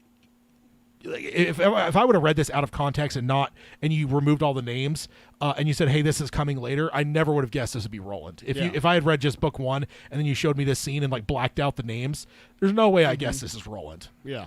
Not at all. Because this is so far from what we saw him with in Tull and all that other stuff. Even with Jake, which we talked about all that entire book club, that Jake is this kid that's very needy. He's in an unknown world, a dangerous world. Roland is kind of a fatherly figure. He needs Roland to be a fatherly figure, but he doesn't. He's cold. He's just whatever. He doesn't have a lot of warmth toward Jake. So all of this is very atypical so far of what I would perceive Roland as. So I'm loving this from a character development standpoint, because this is all very new to me. And I remember being kind of shocked by it all the first time I read it, where it was just like, man, this is not at all the character that that I saw previously. So pretty cool. What do you got next? So they're talking about the coffee, and Talitha says that Docky coffee, all we had since I had the woman's curse, and the curse was lifted from me long ago. How old are you, ma'am? Jake asked suddenly. Just like a kid, right? Yeah, exactly. Aunt Talitha looked at him, surprised, then cackled. In truth, lad, I disremember. I recall sitting in the same place and having a party to celebrate my 80, but there were over 50 people setting out on this lawn that day, and Mercy still had her eyes. Her own eyes dropped to the bumbler lying at Jake's feet. Oy didn't remove his muzzle from Jake's angle, but he raised his gold-ringed eyes to gaze at her. A Billy Bumbler. By Daisy. It's been long and long since I've seen a Billy Bumbler in company with people. Seems like they lost the memory of the days when they walked with men. Yeah. So yeah, definitely. You know what it reminded me of is I don't remember if it's actually in the book or if it's in the Mick Garris series. But The Stand, there's the point when the little girl asks Mother Abigail, "Are you the oldest person in the world?" Yeah. And just because again, yeah, it's the exact kind of thing a kid would say. I mean, Jake's maybe a little bit beyond kid at 12. I think a 12-year-old should probably have the I don't know, social graces to know not to maybe ask those kind of things more so than like a 5-year-old, you know. Yeah. But yeah, I don't know. I guess it's not like rude necessarily, but yeah. Yeah, but then she doesn't remember. So unlike Mother Abigail that, you know, was able to cite her age exact, Yeah. which makes sense. You know, this is not a world that time seems all that Yeah, meaningful. we saw the watch earlier with how time is. Yeah, so that's definitely interesting. But the fact that it almost seems like 80 was a distant memory to her is crazy to Yeah. me. Like, so yeah, she's probably easily over 100. Easily. You know, maybe even into the maybe 110s even. Who knows? Could be pretty high. And in a world like this, that's saying something. I mean, our world, that's a lot. You know, like we just lost a great grandma of mine, and she was 101. Good and Lord. And like that, yeah, it's like holy crap, man. Yeah, my grandpa went to 93, 94, somewhere in the early 90s, and I was like, holy cow. Yeah. And then it's just weird to think about like that, like your grandma, great grandma, 101. Yeah. That means that she was born in 1921. Yeah. Like the Roaring 20s was when she was born. World War II. Yeah. Korea, The Depression. Vietnam, Yeah. not even the Depression, the oil crisis, the race riots. I think about all of that, man. That's just crazy to think about. Yeah, indeed. Oh. It is nuts. Yeah. So in our world, let alone this world that is obviously The far time less is forgiving, funky, yeah, and far, just in general, it's far less forgiving too. It's Yeah. it's a pretty brutal world, so it's not easy to get up there in years. the world has moved on. Indeed. So then a little bit further down here, let's see. Jake's trying to get Oi to talk, but he doesn't. And then Aunt Talitha is talking to Roland here, and she says that boy doesn't look as if he belongs here. Aunt Talitha said to Roland, his clothes are strange and his eyes are strange as well. He hasn't been here long. Roland smiled at Jake, and Jake smiled uncertainly back. In a month or two, no one will be able to see his strangeness. I wonder, so I do. And where does he come from? Far from here, the gunslinger said. Very far. She nodded. And when will he go back? Never, Jake said. This is my home now. God's pity you then, she said, for the sun has gone down on this world. It's gone down forever. At that, Susanna stirred uneasily. Is that the same note still? No, that's where Okay. it jumps to my note. And it's not gone down, it's going down. Or going down, yeah. Just a little bit of a difference there with that one change there can change that whole statement. But it is very poignant, though, that she says that. God's pity you then, she said, for the sun is going down on this world. So going down, that's gone down would almost be better. Okay, this is as worse as bad as it can get. Yeah. But she's saying that it can still get worse. Yeah, so it's like, this is the worst it's been so far. This is the worst day you've had so far. Yeah, indeed. Another Simpsons reference. But yes, so yeah, I like that. Because at first it almost seems like they're talking kind of away from Jake, but then it's like, no, he's part of this conversation. They include him. And it's kind of cool to see that like he does have a strangeness, not only his clothes but his eyes. Mm-hmm. So it's kind of interesting because it's like, cool. So there actually is kind of a marked difference with someone from our world versus theirs. Yeah, it's interesting to see that because Eddie and Susanna have been here, but they haven't really encountered people. Yeah. So this is the first time for all three of them, but she only singles out Jake, not Eddie and Susanna. And he's so much closer to that. But I guess what's interesting about that is on the flip side of that, we never really saw Roland see a massive difference in ours. We saw him look at things that are like, you know, how we treat paper and like how weak people seem to him, sugar, but stuff like that. There's things, but like I don't think it was ever like this holistic, like, you know, these people, you know, this person is absolutely almost like a different species than me. Like this, they don't even seem like, you know, whatever. Yeah. Like there was times where he looked at like things they did, and he's like, dude, this is like incomprehensible to me. I can't fathom like this person throwing this paper away, or oh my god, this guy, if someone cut his guts open, he would just complain about the inconvenience and not fight back or whatever. Like things like I guess maybe that is it, but it just doesn't feel the same to me. But as like as what Aunt Talitha's pointing out here is like there's a strangeness. There is the same, because that's how the cops react to Roland when he's in, you know, the Mort body. How they react. Yeah, that's true. That's how they react to him. Remember, it's not Roland's perspective that we would be looking at. It'd be someone else observing. But is that him. Midworld, or is that like the steeliness of Roland though? No, I think it's both. I think we have to realize that we were just talking about it. This is what the world has turned him into. Yeah. So if you're going to say the steeliness of it, well, that comes from Midworld and the world moving on and him living in this world. Yeah. So that's actually, this is a parallel here to how the cops react to Roland. You know, the one dropping dead of a freaking massive heart attack because of Terminator and everything. Yeah. But I guess that's where I always just saw more of just like the steeliness of Roland. But yeah, I guess maybe it's one and the same. It's not just the steeliness, but it's also the fact it's the midworld element that creates Roland that makes. Yeah, I guess that's true. So, yeah. And somehow I forgot to so whenever I have notes that get really too close to each other, I usually highlight them separately, but somehow those got highlighted the same color, so they looked like the same notes. So no worries. Yeah, it happens. And this one's just a short one here too, so I think I just took a little bit of yours. At that, Susanna stirred uneasily. One hand went to her belly as if her stomach was upset. "Suze," Eddie asked, "you all right?" She tried to smile, but it was a weak effort. Her normal confidence and self-possession seemed to have temporarily deserted her. "Yes, of course. A goose walked over my grave. That's all." I don't know if I've ever heard that phrase before, Stephen King. I feel like I've heard it in a few of his things. No, I don't know that I've ever heard that before. Yeah. So that's. I mean, I get it's a saying, but yeah, it's not one that I was necessarily familiar with. But then again, Stephen King's different because like goose flesh, I'd never heard that. I always heard goosebumps. That was the one for me. Is I had always heard goosebumps is how I heard it. Yeah. But yeah, him saying goose flesh, I'm like, what is that? I think I remember looking that up one time. Yeah, and for one of his novels and being like, "Oh, they mean goosebumps." Yeah, and I think I got like what he was referring to, but I was like, "Why is he calling it goose flesh?" Yeah, it's goosebumps for God's sake. But especially, I mean, not to mention the book itself. Yeah, Goosebumps books. So, so it's just one of those things. I get that it's a saying, but I remember whether it was this book or another, Stephen King's the first time I heard of that a goose walked over my grave. So I can't believe you never heard of that. Yeah, I mean, I've certainly heard of it now, but I remember. The first time I ever heard it was in a Stephen King book. One whether it was this one or another. So then the last note I have in this subchapter, what do you know about the city and the lands between here and there? Roland asked, picking up his coffee cup and sipping. Are there harriers and who are these others? The Greys and the Pubes. Aunt Talitha sighed deeply. So that's a fun little way to end the subchapter there. Yeah. So let's go ahead and actually, let's stop here. I think that's a good stopping point. Okay. We had one more chapter that we had prepped, but we have the spoiler discussion we want to get into. And I'm still trying to figure out because we kind of had a good percentage that would get us just the right amount of like episode generally speaking.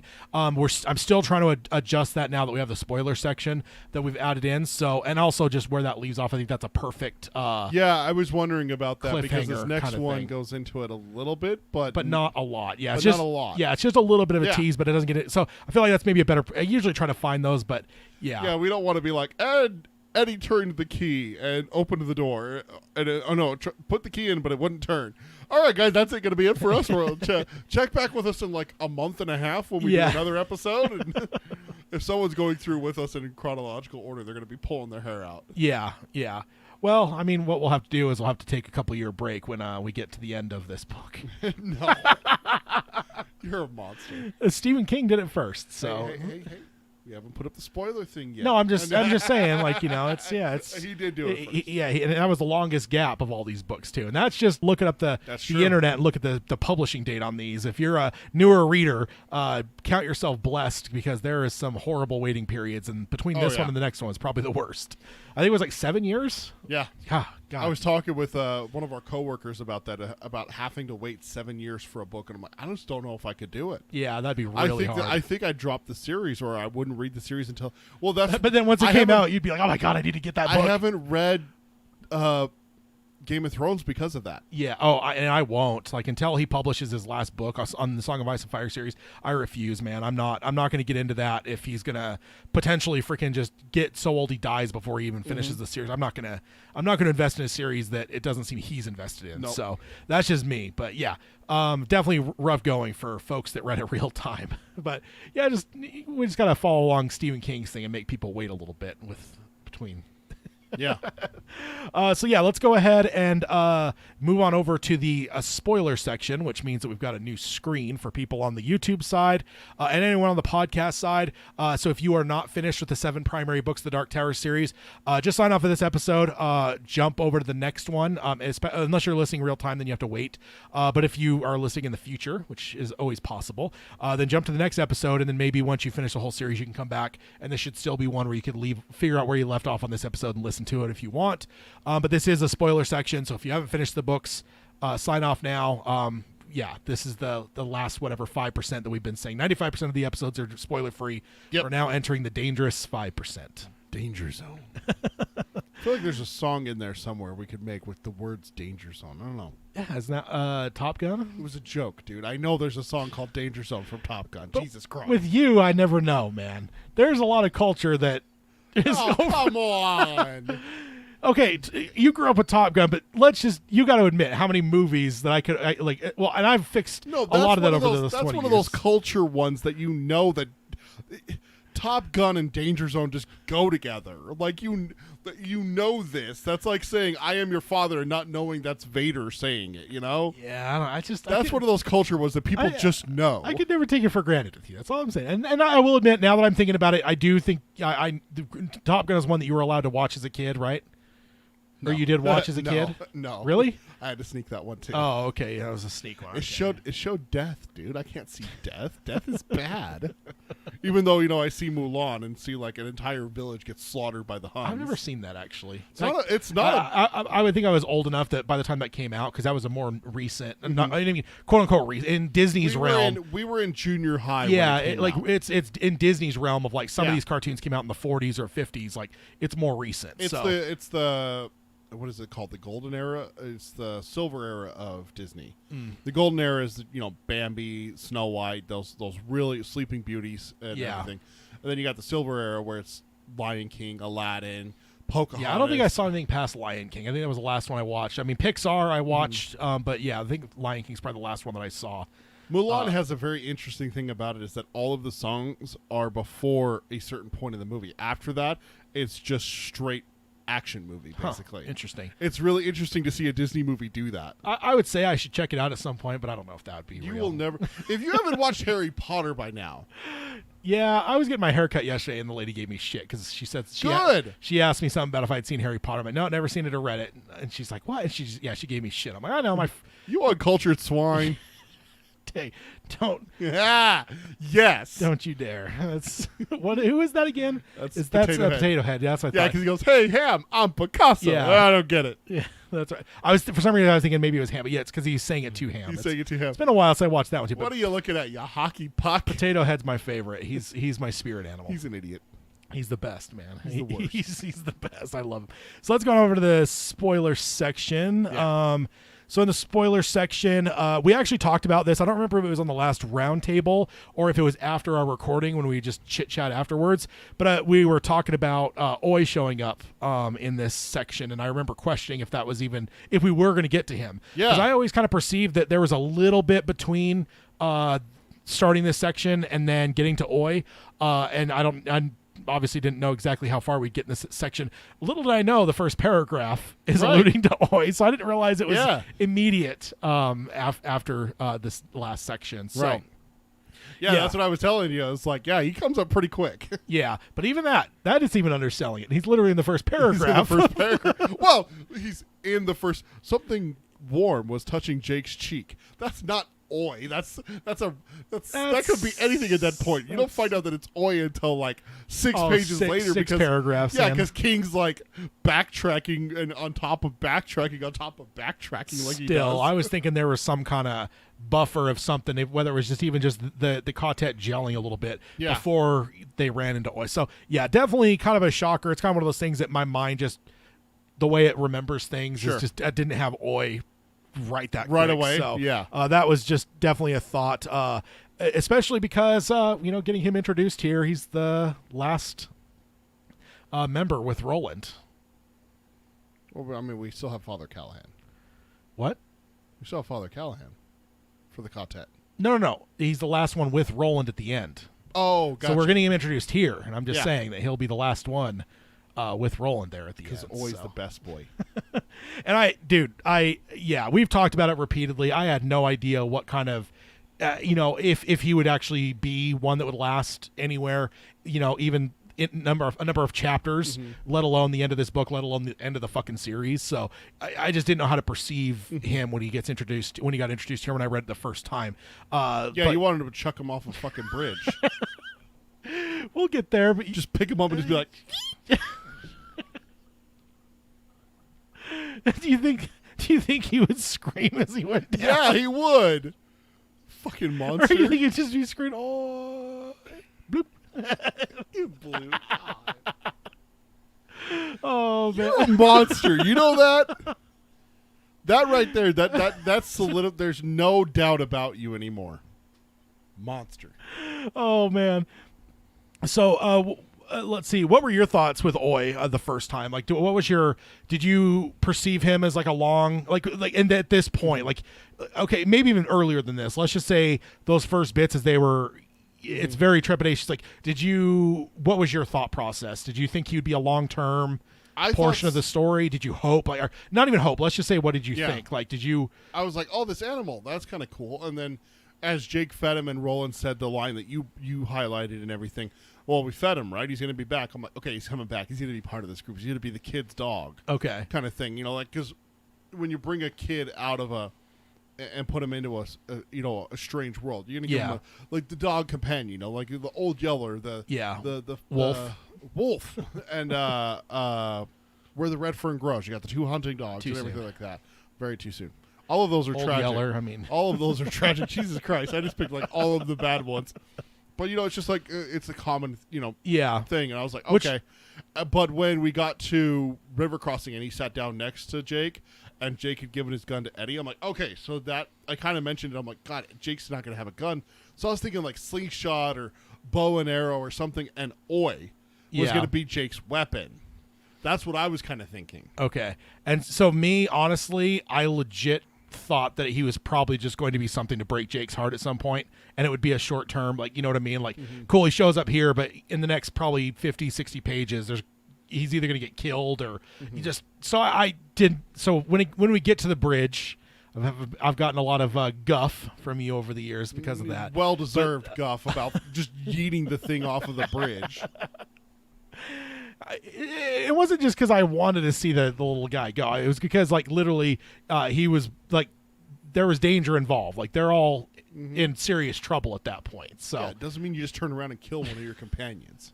Again, because I didn't perceive him as a companion. Putting his head on Jake's ankle and eating his food and going with them to the people of River Crossing. There was a lot more involved in Old Yeller. So he's a part of that companion. He's part of the crew.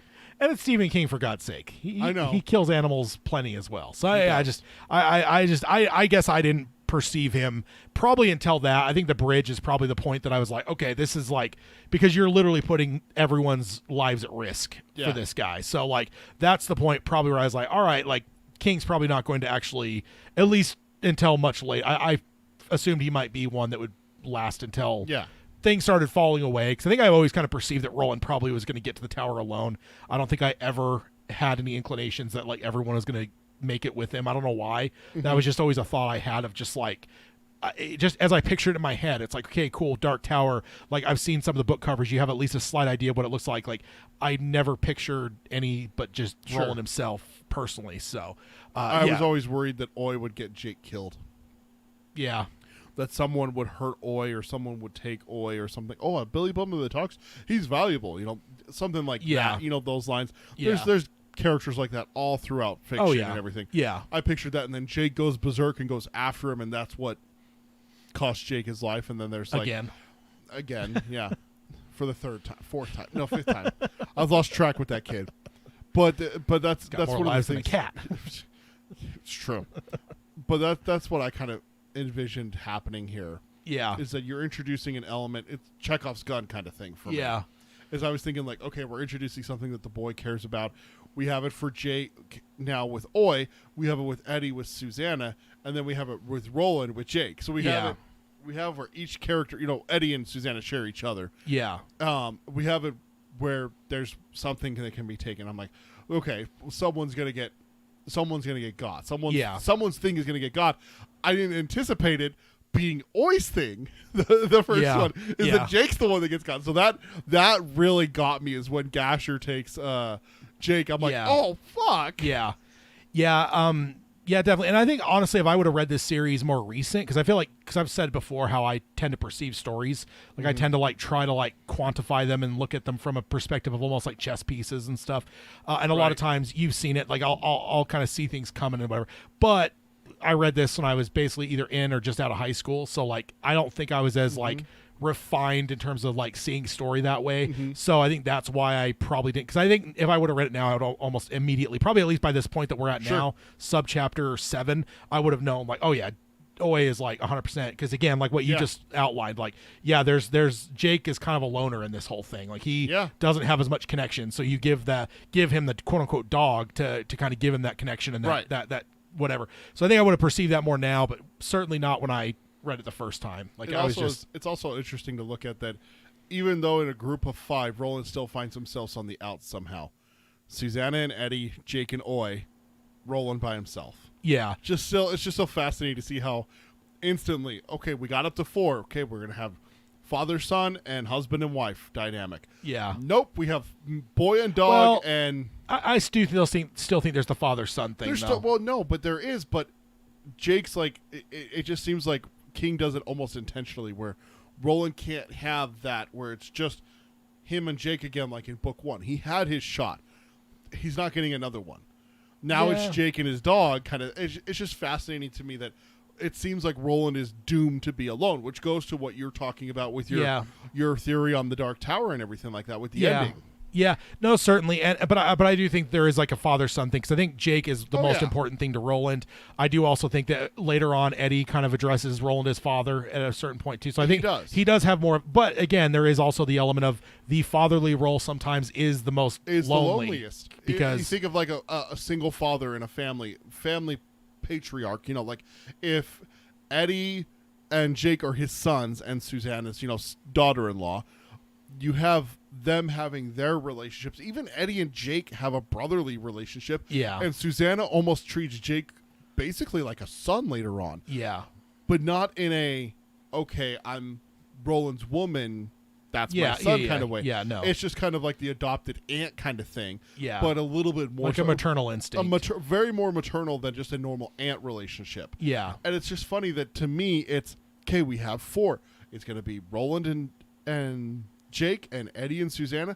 Nope, just kidding. Roland's by himself. In their main relationship, because for Jake later on, man, everything is about Oi. Like he cares about Roland, he cares about Eddie, he cares about Susanna, but man, it's Oi. So ultimately is we could have even talked about this in the non-spoiler section.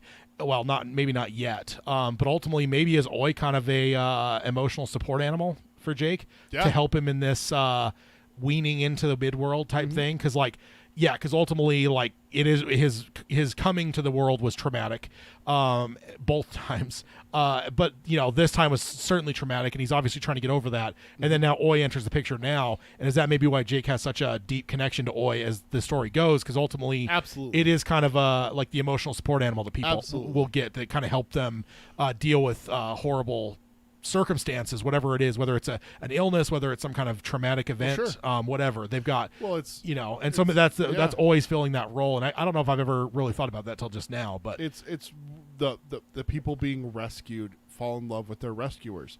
We've seen this not just in fiction; it's happened in real life. A woman rescued from a fire falls in love with the firefighter, and they get married and live happily ever after. It's happened. It's one of those things where there's that complex emotion of, oh my God, I just went through one of the most traumatic experiences of my life, and you were there to help me through it. Oh my God, I love you. That kind of thing. And that's what I think Jake has with Oi. It's sad that Roland has to introduce this. I mean, that King has to introduce this character of Oi, because Roland is so broken at being emotionally available for his companions that he can't even do that for Jake. Yeah, I mean, certainly. And I think, ultimately we're going to see Roland become more, I mean, we're already seeing it now. Less robot. Less more. Roland-y, yeah. Yeah. But I've never perceived Oi in terms of what his role was in Jake's like emotional well-being, and maybe that's why he is so connected to him later on. Like we do see times where Jake kind of almost puts himself at risk because because of Oi. So I guess I never until this very moment have I considered that as an element of what Jake's going to go through now is almost like a kind of like recovery from his trauma of being drawn in it, and Oi's going to play a big part of that. So that's a cool thing to look at there. Yeah. So Susanna is seeing the town as it was far beyond imagination. Do you think that's the touch or the shine potentially? You think you're talking about river crossing with this now? Yeah, I read that note before. Because there's 2 points. And I don't know if I highlighted the second one, but there's 2 different times that she has like very clear. Yeah, because coming down, them going the to barges. The barges. She's mentioned twice. She talks about there were oxen pulling the carts. Like she's not just like imagining in her mind's eye. Like it's like she's legitimately seeing. It's one of those like hundreds, potentially thousands of years ago. So it's like, could this be kind of a touch or a shine, some kind of a? It's not really her. It's not really quote unquote her superpower. Like we end up finding later on, Jake will have that. Doesn't mean that she can't have a touch of it. Yeah, so to speak. Jinx, you owe me a Coke. But because it's the touch, right? So the touch or the shine. I'm thinking of is like there's shows that do this where a character comes into a town and they close their eyes and they think for a minute, and then all of a sudden you see like the ghosts images of the wagons crossing the roads and everything like that. And the town's been burned flat, and he's trying to figure out what happened to it. Are there any survivors? Where's his wife? Where's his daughter? That kind of thing. And there's images like that. That's what I was picturing with Susanna, is that she's picturing like long ago. So you think it's more of imagination? I think it's more of imagination. It just felt beyond that to me. Just some of the ways that some of the wording that King gave just felt like it was a little bit beyond just like her almost speculatively imagining what probably would have been. Because like the barges she hits on twice, where she's like, she knows it's barges. She doesn't know how, but she knows that there were barges coming up and down this river. So there's just something about it that just feels very otherworldly to me. So I just wonder if, of course, it's not going to be her primary ability as time goes on, but it doesn't mean that she's not going to have maybe some element of the touch or the shine that she's seeing it there. So I don't know, it's kind of cool because I don't think it ever really gets unfolded further, but it's kind of an interesting thing to look at, and it's kind of one of those things that we never would have got to this on a round table. So that's why I love the book clubs. That's exactly why we put this in here. Why we want the spoiler section. This was something you created. I want to give a shout out to you because you're the one that was thinking about this when you first introduced this idea to me, and I'm like, man, we're just gonna do more with the book clubs. And then I realized after the first couple of times, this is where we need to discuss some of this stuff, because you talked about it when you were pitching the idea to me. Man, 2 weeks is a long time to wait for some of these ideas. Yeah. There's a lot that goes on in 2 weeks. They're not going to be as fresh, and you're right. I can think back to what you're talking about with Susanna and everything. Yeah. Which is why good job. Great job. This is fantastic to see this. Yeah, and I think that's ultimately what's always been my vision of the book clubs, is that we can get granular, but I think the problem is that we also kind of wanted to have an ability for people to have something to listen to if they're not finished with the series. So that's why we wanted to stay kind of spoiler-free, but it kind of became self-defeating where it's like, well, if it's spoiler-free, then we can't really get super granular if it goes forward in time. So that's why, on this, because again, we know that it's not going to unfold, and we're not going to find that Susanna's this super strong person with the touch. She has her own superpower that we'll find out about probably book 4 or 5 or 6 actually. But it's not the touch, but I just find it interesting because it's a fun little nugget here, and I just like I said, go back over and read those couple times it happens. I don't think the wording there strike me as just pure imagination. It feels more than that to me. So I think it's kind of a cool thing for sure. What do you got here? So the next one is the only one I have, because we're going to not do my last one because that's from the very last section that we didn't cover. Okay. So we'll save that one for next time. But this one, isn't it? I kind of noticed this time that Susanna is the one that always catches on to what Roland's teaching, talking about, explaining. Yeah. The shooting in the clearing where he, those are the hunky muffas. Man, she caught that lesson. Roland says it 3 or 4 times faster than Eddie. Yeah. Here's another one where he talks about, we didn't cover it exclusively, but Roland talks about being washed feels like knowing the difference where if you have your eyes closed, am I in sunlight or am I in shade? Yeah. And do you feel the difference? Like if the sun goes behind a cloud and suddenly you're in shade, you can feel the difference. You can feel it. Yeah. Susanna picks that up. Boom. Immediate. Yeah. Like 2 pages later, less than that, she has that. Yeah. Not Eddie, not Jake. Yeah. She does. And as I pointed out too, she realizes the whole this is what Roland used to be. Right.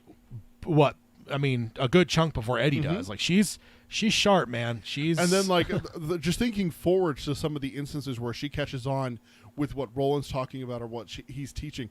She's the best at throwing the plates. Yeah. And Wolves of the Call instantly pops to my head and everything like that. Yeah. She knows how to use the door with Black 13. Eddie didn't figure that out. Roland did. You know, and everything. It's just interesting to look at. I'm going to be watching this. It's kind of like Hat Watch kind of thing. I'm going to be watching this as we go through the book clubs. Man, she is. You're right. She is sharp. Yeah. Yeah, and I think Roland kind of talks about like her mettle that she has and stuff, and I think that like in a lot of ways, I think doesn't he say that like because of the merging with and having the Detta and Odetta, but that she's almost the more natural gunslinger, right? You know, and like because she's got the two sides like Roland does. Yeah, she's got that. She's got that. Just that she has that ability to just like flip the switch between the two. So she's definitely she feels like one that Court would have loved. I think Court would have absolutely loved Susanna and would have absolutely destroyed Eddie. Oh yeah. Eddie would have had a rough going, just like Cuthbert did. Yeah, just like, exactly. Yeah, I think Cuthbert probably went to bed without meals and had more bruises than probably any of the other students. Couple bloody ears and noses. Yeah, and I think Eddie absolutely would have had exactly the same amount of, not more. If not There's the question: who got beat up more by Court if they were both trained, Eddie or Cuthbert? Yeah, definitely. And then I wanted to point out, because this is the very first sign that we have for Mordred as well. With Susanna grabbing her belly. One of those last moments that you highlighted. Yep. Her grabbing her belly. So that's our very first indication that there may be a pregnancy. And that, of course, will obviously pay off with Mordred. It'll pay off with Mia. And we won't get that payoff until book 6. And we are midway through book 3 right now. So that's a long payoff. But this is the very, very first inclination. And, dude, it was an insane. I almost put this thought, I was almost going to put it in the non-spoiler section, in the element of pregnancy. Because, like, the first time I read it, I'm like, oh, God, she's fucking pregnant from that demon. Like, and maybe I should have brought it up in the non-spoiler section, at least that element of it. Not that Mordred and me and all that other stuff, but because I remember the very first time I read it, I was just like, oh fuck, she is pregnant, and that was a demon. Like, this is not going to be good. So, and I remember even thinking to myself, like, how long is this going to be a thing? Like, you know, is this going to resolve this book and we can move on, or is this going to be a long-standing problem? I remember having that exact thought. So I loved that you brought up the long-standing problems, that you were like, okay, they have to fix this, like getting a 4th gun, Susanna being in a wheelchair and being crippled. Like, they have to fix these, and they never get fixed. No. I don't think all 4 of them are armed until Wolves of the Kala with the plates, and she has plates. All 4 of them have guns. All 4 armed with guns. At Algociento. Book 7 is the first time, that all 4 of them have guns. All of them have guns at the same time. Yeah, it's definitely, So it's definitely one of those things where your expectations are definitely not always paid off when it comes to King, which I appreciate the fuck out of, to be honest. Because, if it were just like, oh, look, we found Sousa's trike that we get in book 7. If they would have just found that in book 3, I think that would have made for a much lesser story. Yeah. If somehow someone waved a magic wand and she got her legs back, would have been a lesser story. If they would have found a gun at this point right now, or if Jake would have somehow grabbed 2 guns that his dad had, it would have been a lesser story in my mind. I think that the almost painting your characters a little bit into a corner where they have to figure shit out makes it a richer story. I don't think the Rises would have even been a thing if they would have had a 4th gun. Probably not. I don't think King would have even... You have 4 gunslingers, they probably would have taken care of the wolves all by themselves. Yeah, exactly. There would have been them and then some farmers with like Boz, and that would have been it. So then you would have lost that entire element of the Rises and the backstory on it and stuff, which is like some of my favorite stuff. So just world building, seeing the mythos, the mythology and stuff, the mythos of the world and everything. So I did definitely have to point out though that this is definitely our first inclinations of a very, very big story element. Oh, yeah. One that will define an entire book. In book 6 is pretty much primarily defined by this pregnancy. Yep. So, but yeah, I remember the first time though, I remember thinking like, and almost hoping that like whatever it is, we'll be able to solve it by the end of this book, and then we could just not have to worry about. Because I was just like, it's kind of one of those things like more King, really? Like you're gonna pile more on this group? him? Yeah. So like there was just part of me it's like hoping it's like, okay, like yeah, Roland kind of did like an unholy abortion already, so like maybe we could figure something out here, you know? Oh. Like I mean, maybe she'd be willing, like she'd want it out of her too, maybe. There's things in my mind where I was like, there could be ways to maybe solve this to where this is like a book 3 problem, and then by the time we move on to book 5, it'll be our whole group will be fine and there won't be any pregnancy. Because I was just like, no, King, don't do this, man. Like this is we already have enough to deal with right now, man. You got a gunslinger with no fingers. You've got no fingers. A kid with no gun. You've got Susanna doesn't have legs. And honestly, I still am not entirely like off from watching for Detta as well. Like I don't think I was expecting her back, but I was always just waiting because King's just good at like getting you, that I was just like just waiting. And then for they some lived happily after until they didn't. Yeah.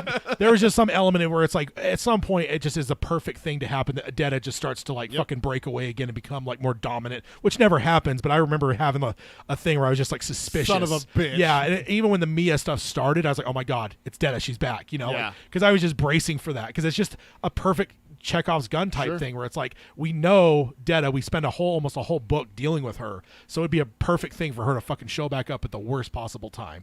And if it weren't for the Mordred Mia stuff, honestly, what if that would have happened? It would have been Detta in book 5. Like it could have. So I'm almost glad it didn't. King did it a better way, but those are kind of the things I was bracing for as the series went on. So that's the spoiler section. Any other thoughts? No, that was it for me. Okay. So that's where we'll leave off. And we'll come back with subchapter 8 and beyond, which I closed my calendar, but we probably got one. Is it in March? There's the calendar. Pull it back up here. The next book club is going to be March 26th. So that's when we'll be back for book club 14 for this book. But yeah, let's go ahead and hit our outro stuff real quick.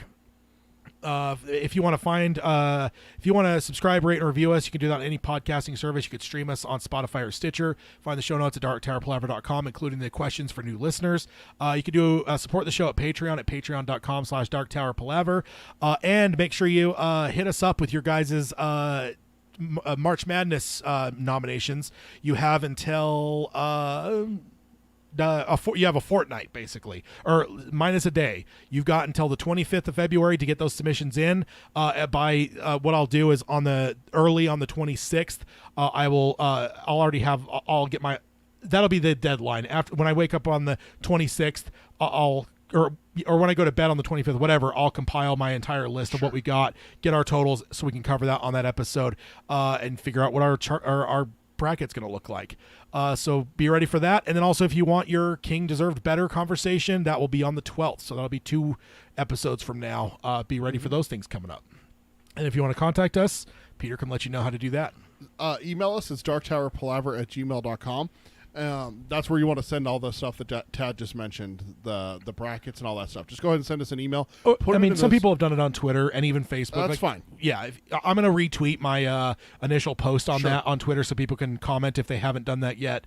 I think I posted it on Instagram. I got a bunch of likes, but nobody commented, which is fine. All right. Facebook, I got a couple of comments, but email as well. You could do that. We had some people email, so... But you can find our show. It's here on YouTube. It's youtube.com/darktowerpalaver. Ring the bell, subscribe, ring the bell, especially to know when we're going live, especially with our new content we haven't even talked about. We recorded a video for Firestarter I actually meant trailer. to mention that in the opening. We forgot about intro, but I spaced it, even though I looked at it. Yeah, we did our first YouTube, quote-unquote... YouTube exclusive content. YouTube content where we did reaction to the Firestarter trailer. girls massacring people. You know, it's. I almost did the same thing. I've done that twice now, where I've tried to say Carrie instead of Firestarter. So the Firestarter trailer just came out less than a week ago. We got together, watched it both for the first time for that video. We reacted to it, kind of talked about it for a bit. It's over on YouTube. Had a lot of fun with that. We'll do that when Salem's Lot drops their trailer, and if there's anything else. We're also going to have a few other things that will be coming that is YouTube content stuff that's like shorter YouTube style stuff versus our full podcast. So keep an eye on the YouTube channel. Yep. And then our social media, Tad mentioned them. Facebook.com/DarkTowerPalaver. Twitter is @DarkTowerPod. Instagram is Dark Tower Palaver, all one word. And then check out our merch, tpublic.com/user/DarkTowerPalaver. Just don't get that Tad is terrible shirt. It's slanderous. It's the best. Slanderous. It's the best. Everyone should have one. But we will sign off, as we always do, by saying long days and pleasant nights. Long days and pleasant nights, folks. All right. Thank you guys for joining us in the chat. You guys are awesome. Always appreciate having you guys along with us, talking along, having conversations with us, correcting us if we're wrong, or maybe, I don't know, bringing up something that we're forgetting. It didn't happen this episode, but it happens often. We're like, oh, shit, what's that character's name or whatever? You know, someone in the chat brings it up. But, yeah, we appreciate you guys. You guys are awesome. It's always fun, and we will be back, in a fortnight for the Roundtable 117. So that's going to be a lot of fun. I'm trying to remember if there's anything else that we had going for that. But, yeah, it's going to be fun. So look for us there in, what is it, February 26th? 26th.26th. It'll be fun, and see you guys next time. Bye, everyone.